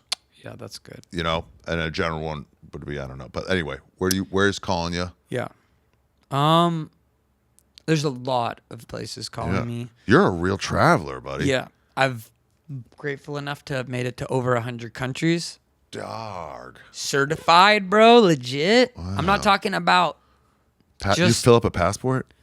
I have 4 passports, but I have 2 50 pagers right now, and one of them is almost full. And I got that one like literally in May, which is I got a travel tip. that was last May. Wow. So in 1 year I did. You filled it up. 50 pager. I got a travel tip. Yeah. Because you want to save that. It's a souvenir, really. Right. When you get a new passport every 10 years, whatever, they punch that hole in it. Here's my tip. Tell them you lost it. Yeah, I do that all the time. Nice. No, if you don't need it anymore anyways once it's up. I mean, you could get 2 passports as long as you can prove that you're working abroad and have a visa for somewhere. You know about this, right? You only have 1 passport? I'm trying to get my Romanian. Bro, you're so rookie with it, dude. So, hey, my suggestion for traveling is get 2 passports. All you need to do is have a proof that you're leaving the country and that you also need a visa for another country, because you can't be sending out your passport to get a visa approved for it while you're also traveling abroad. Wait. Say that in real time. So you're going to Chile, and then you're going to go from there to Peru. For example, I was working in Japan to play Mount Fuji Festival. Okay. And I had to send in my passport to get a visa for that. But I also had a ticket showing I'm leaving the country during this period, and I need to have my passport for that. So you need 2 passports to be able to travel. So 2 American passports. 2 American. And so you send one off to go, hey, get that Yeah, visa this one done. needs to be sent to get out, and then this one's for 'cause traveling. I'm already gone. I so need that's it. why. And then you also can use that second passport when you go to those more gnarly places that you might not want to have on your main passport stamps. So that's kind of my main traveler tip. Other thing is when you use the electric QR code. This one I don't want to give away, so we're going to have to bleep it. Cut back in. All right, I got a tip for you. Okay. Forget the check bag, because if you fly with the check bag, you're not a real traveler. You're an idiot. Bro, You're an idiot. my whole life is one big ass backpack that weighs about 65, 70 pounds. It has a recording studio in there. Wow. It has everything I need. It's like a You don't let it out of your pharmacy. sight. Right above you. Bro, always. it's got my That's 4 it. passports. Yeah. 2 of them have holes in them, but it has the other 2 good ones, and I have my old ones in there too. I have lower back problems, so I'm not suggesting this. But you travel without a carry-on suitcase and your backpack, you are a fool. Yeah. Because you're not like, and if you were really about this life, like clearly you're not. No, sometimes we got merch. We're going to Kansas City, and I got a bag of merch. Bro, you're doing it wrong, bro. You're selling your own merch. Dude, I'm low level. Sometimes. I like it. Well, that's another conversation, but my tip for you guys is travel light. You do not need anything. Also, tip for traveling. Learn this in Brazil. You can wear the same pair of underwear 4 times in a row. So you wear it, you turn it around. Turn it what? Day 2, you turn it around. Turn it around. So the holes in the back? Level with me. Okay. Day 3, flip it inside out. Day 4, turn it around again. That's what they taught me in Brazil. I mean, I've heard of turn it inside out. I've never heard of a turn around. That doubles the amount of That's what extra I'm saying. time. Yeah. Most- Watch out for jock itch, though. I have had it many times. So I'm not going to say it's a foolproof jock itchless plan, but it does work. And I will sometimes wear the same underwear for weeks at a time. But, you know, it's like a vagabond style, you know? You just kind of go with the flow. Just rinse it off in the sink or something. 4 times in a row. I've heard 2. Bro. I've 4. worn- That's Bro, another you ever go to a really level. cold place? Yeah? I'm not changing my underwear for a week. Bro, camping out in Iceland, bro. You're You ever keeping been to them on. Antarctica, freezing your katukish off? No. Bro, I'm telling you right now, everything changes when I see you on the ice out there. 2026. We're 2025, right? This might be airs in 2020. 2027? It could easily air in 2026. We'll see when your album's out. But since your album just came out. Guys, again, once again, check out the new album. Yeah. It's called Love You Madly, Hate You Badly. We made it in 2 hours before I said the title. Go listen to it if you made it this far. I know there's 3 or 4 of you watching. Yeah. But last tip for traveling, if you're going to China, make sure you get the proper WeChat set up with all your cards put on there. Make sure you get the taxi set up and just be fully prepared to integrate into Chinese society. Damn. These are all good tips. And where do you want to go next? Where's your one place you haven't been that you want to go? Because I'm sure you go back I places. got pretty much everywhere I want to know. go. I've barely scratched the surface because even if I say I've been to places, there's so many places in those countries I haven't been Been to. to Greenland? Greenland's up there. There's got to be some place that's like, damn, that's on my No. list. I mean, right now, the most realistic one that I want to go to is, and not that it's the most realistic, it's actually quite complicated, but Turkmenistan is the last of the stands I haven't gone in Central Asia. I want to go to Afghanistan as a high up priority. Pakistan. I really want to go to Iran as well as Syria. So those are kind of like, I went to Iraq. I loved it. It was so special. I spent a month in the Middle East this year. I fucking loved it. But those are like my main kind of spots that I want to hit right now. But there's like every spot I want to hit. I hope to make it to all of them before I die. If not, it was a good run. We had a good run. All right. If we'll do this again at some point. Obviously. And if I see you somewhere here, yeah, we'll do one from like in front of Machu Picchu or somewhere. That would be amazing. We'll do it somewhere I'll let you know cool. if I make it down south. Okay. Before Antarctica. Okay. Because usually you have to go from either Punta Serenas or Ushuaia. So that maybe I'll meet you down there if I get the dates. You're the first I let know. Okay. You got to make it there. That's like the final frontier. That's the thing. Yeah. Hey, I'll be here. If you can make it, you can see me. Well, if you can make it, you can see me. So. Yeah, that's what I mean. I'm talking as you. Okay. When I say if you can make it, you can see me. I'm excited to show you the ice. I got some tips, and I'll teach you about the delicacies there. The whale schmegma cheese, the whale semen cake, delicious stuff. Is that a real thing? That's a real thing. We'll get into it next time. Okay. All right. Buddy, this is great. Thank you. Pleasure. Thank you. Guys, that's the episode. Well, I mean, that guy is wild. I've seen his shows before, Oliver Tree, but I puts on a good show. Puts on a really good show, actually, full of sketches and stuff. His new album is Love You Madly, Hate You Badly. Get on Spotify now or Sam Goody. What are the other ones? What are the other old record stores? It was Sam Goody. Tower Records. Tower Records. Errol's Kent Mill Records. Actually started in my neighborhood of Kent Mill. Got national. It's the biggest thing come out of Kent Mill. And now the Kent Mill Records is done. There was another one. Amoeba. But there was another one that was in malls. Babbage's? No, that's a nice one. Babbage's. What else? Damn. Suncoast? Suncoast was one. Anyway, these are classic places to shoplift from. And now, just as I'm saying it now, they're all out of business. And I can't help but think that I might have been helpfully responsible for them going out of business. When you're leaving, okay, side note, when you're leaving and you're shoplifting, again, this is only ever advice for white people. So, but if you're with a white friend, have them do it. And you have those things that are right there that might set those off. There's a way to go around it really if you can, but you got to go as if you're nothing and then around. You see what I'm doing here? So let's say this was the thing. So you're walking, and just like, and then you keep going, but you got to do it smooth. You got to do it smooth. There's also what I say the plausible deniability, which is, let's say you're stealing a mate glass, right? And you're walking out and you're like holding it around. Don't put it in your pocket. Walk out like this. And then if they catch you, let's do it. Let's do it, actually. Let's do one. Any you want to help with this? Okay. So I'm just walking out. You're a store clerk. You see me walking out with your product. You're not crazy about it, but it's kind of like, hey, what the fuck you do? You know, you got it? You got the character? Yeah. Okay, here we go. Hey, sir, did you buy that? What? Oh, my God. Oh, fuck, dude, I'm sorry. I was walking out of here. I'm such a fucking klutz.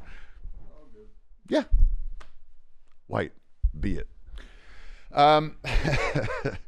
Anyway, the point is, Love You Madly, Hate You Badly is out right now. Does he have any tour dates? Is he doing Red Rocks? No, he's got Mexico City, Santiago, Chile. What? Yeah. Buenos Aires. What? Y Sao Paulo, Brazil. That's where I saw Oasis. Probably not the same stadium. Studio stage? No, they were playing where the soccer team plays. Oh, well. Okay. But he fucking puts on a great show. Go see all those. He's a real traveler, too. That was nutty. When he came in, I was like, I liked his music. So I was like, yeah, it'd be cool to see him.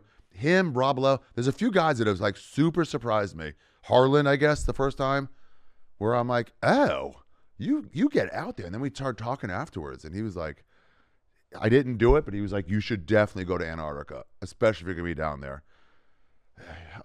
He's so wild. He's so out there. And he's like, you know, the way he talked about it was like we all say. It was like just you're out there, you see different cultures, different way of life. It just gets your brain flowing. And he's just kind of like, life's too short. He's a cool guy. He's a cool guy. Love you madly, hate you badly. Available on Spotify right now. Sam Goody, rest in peace. For myself, I've got no tour dates. Please subscribe wherever you're watching or listening. This podcast, You Be Trippin, Legion of Skanks, every Monday, live. And The End, guys. Please get it. If you've already seen it, leave a comment below on which your favorite stories are. For me, we were doing this today. By the way, the VIP packages I just signed, they're going out. A bunch of you got it. It's a poster with like all the people on there. And what I suggest was, if you're going to do that, it's a lot extra money. Really nice, thick poster. Try to get every one of those guys to sign it, like over the next few years. Bring it in. Go like get everybody's signature. It'd be cool. If you get them completed, that would be cool. But The End, available. The entire season is $29.99. All the money is splitting up to the comedians. And you can get one episode, 1 hour-long episode. It's pretty much a special for just $5.99, $6. It's about, if you get them all, it's about $1 every 14 minutes.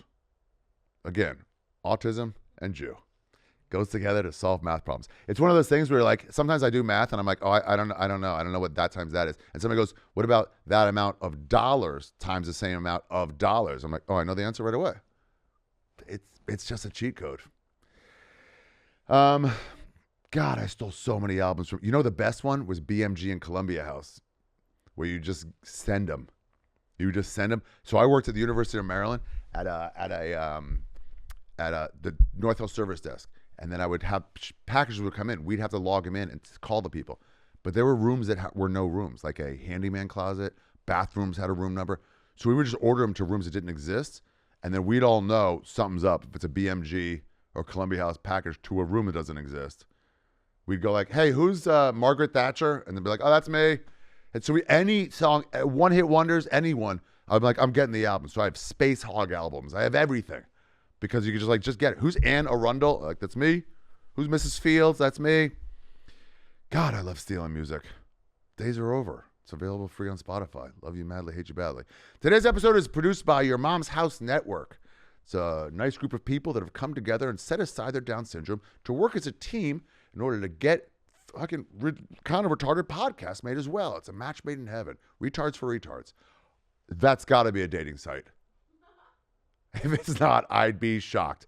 Also, hey, quickly look this up. Is Herpes for Herpes a website? Because I think the biggest obstacle, if you got herpes, is telling someone, I got herpes. It's definitely a thing. If you're only looking for people with herpes, it's the only uncomfortable talk. Plus, they put out. Everyone with herpes is a slut. That's science.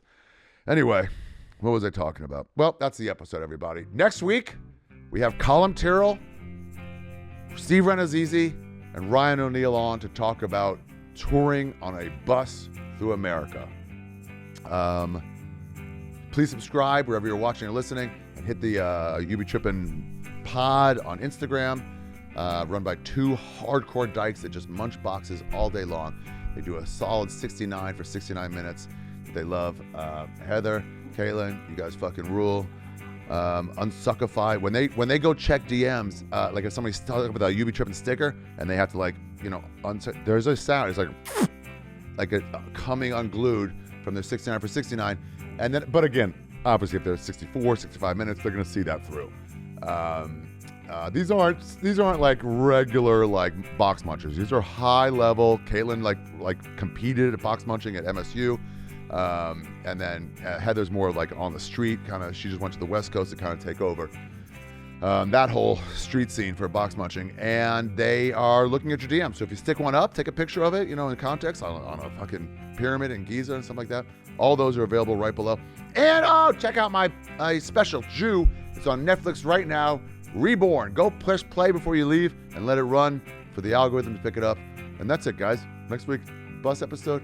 I'll talk to you later. Sure.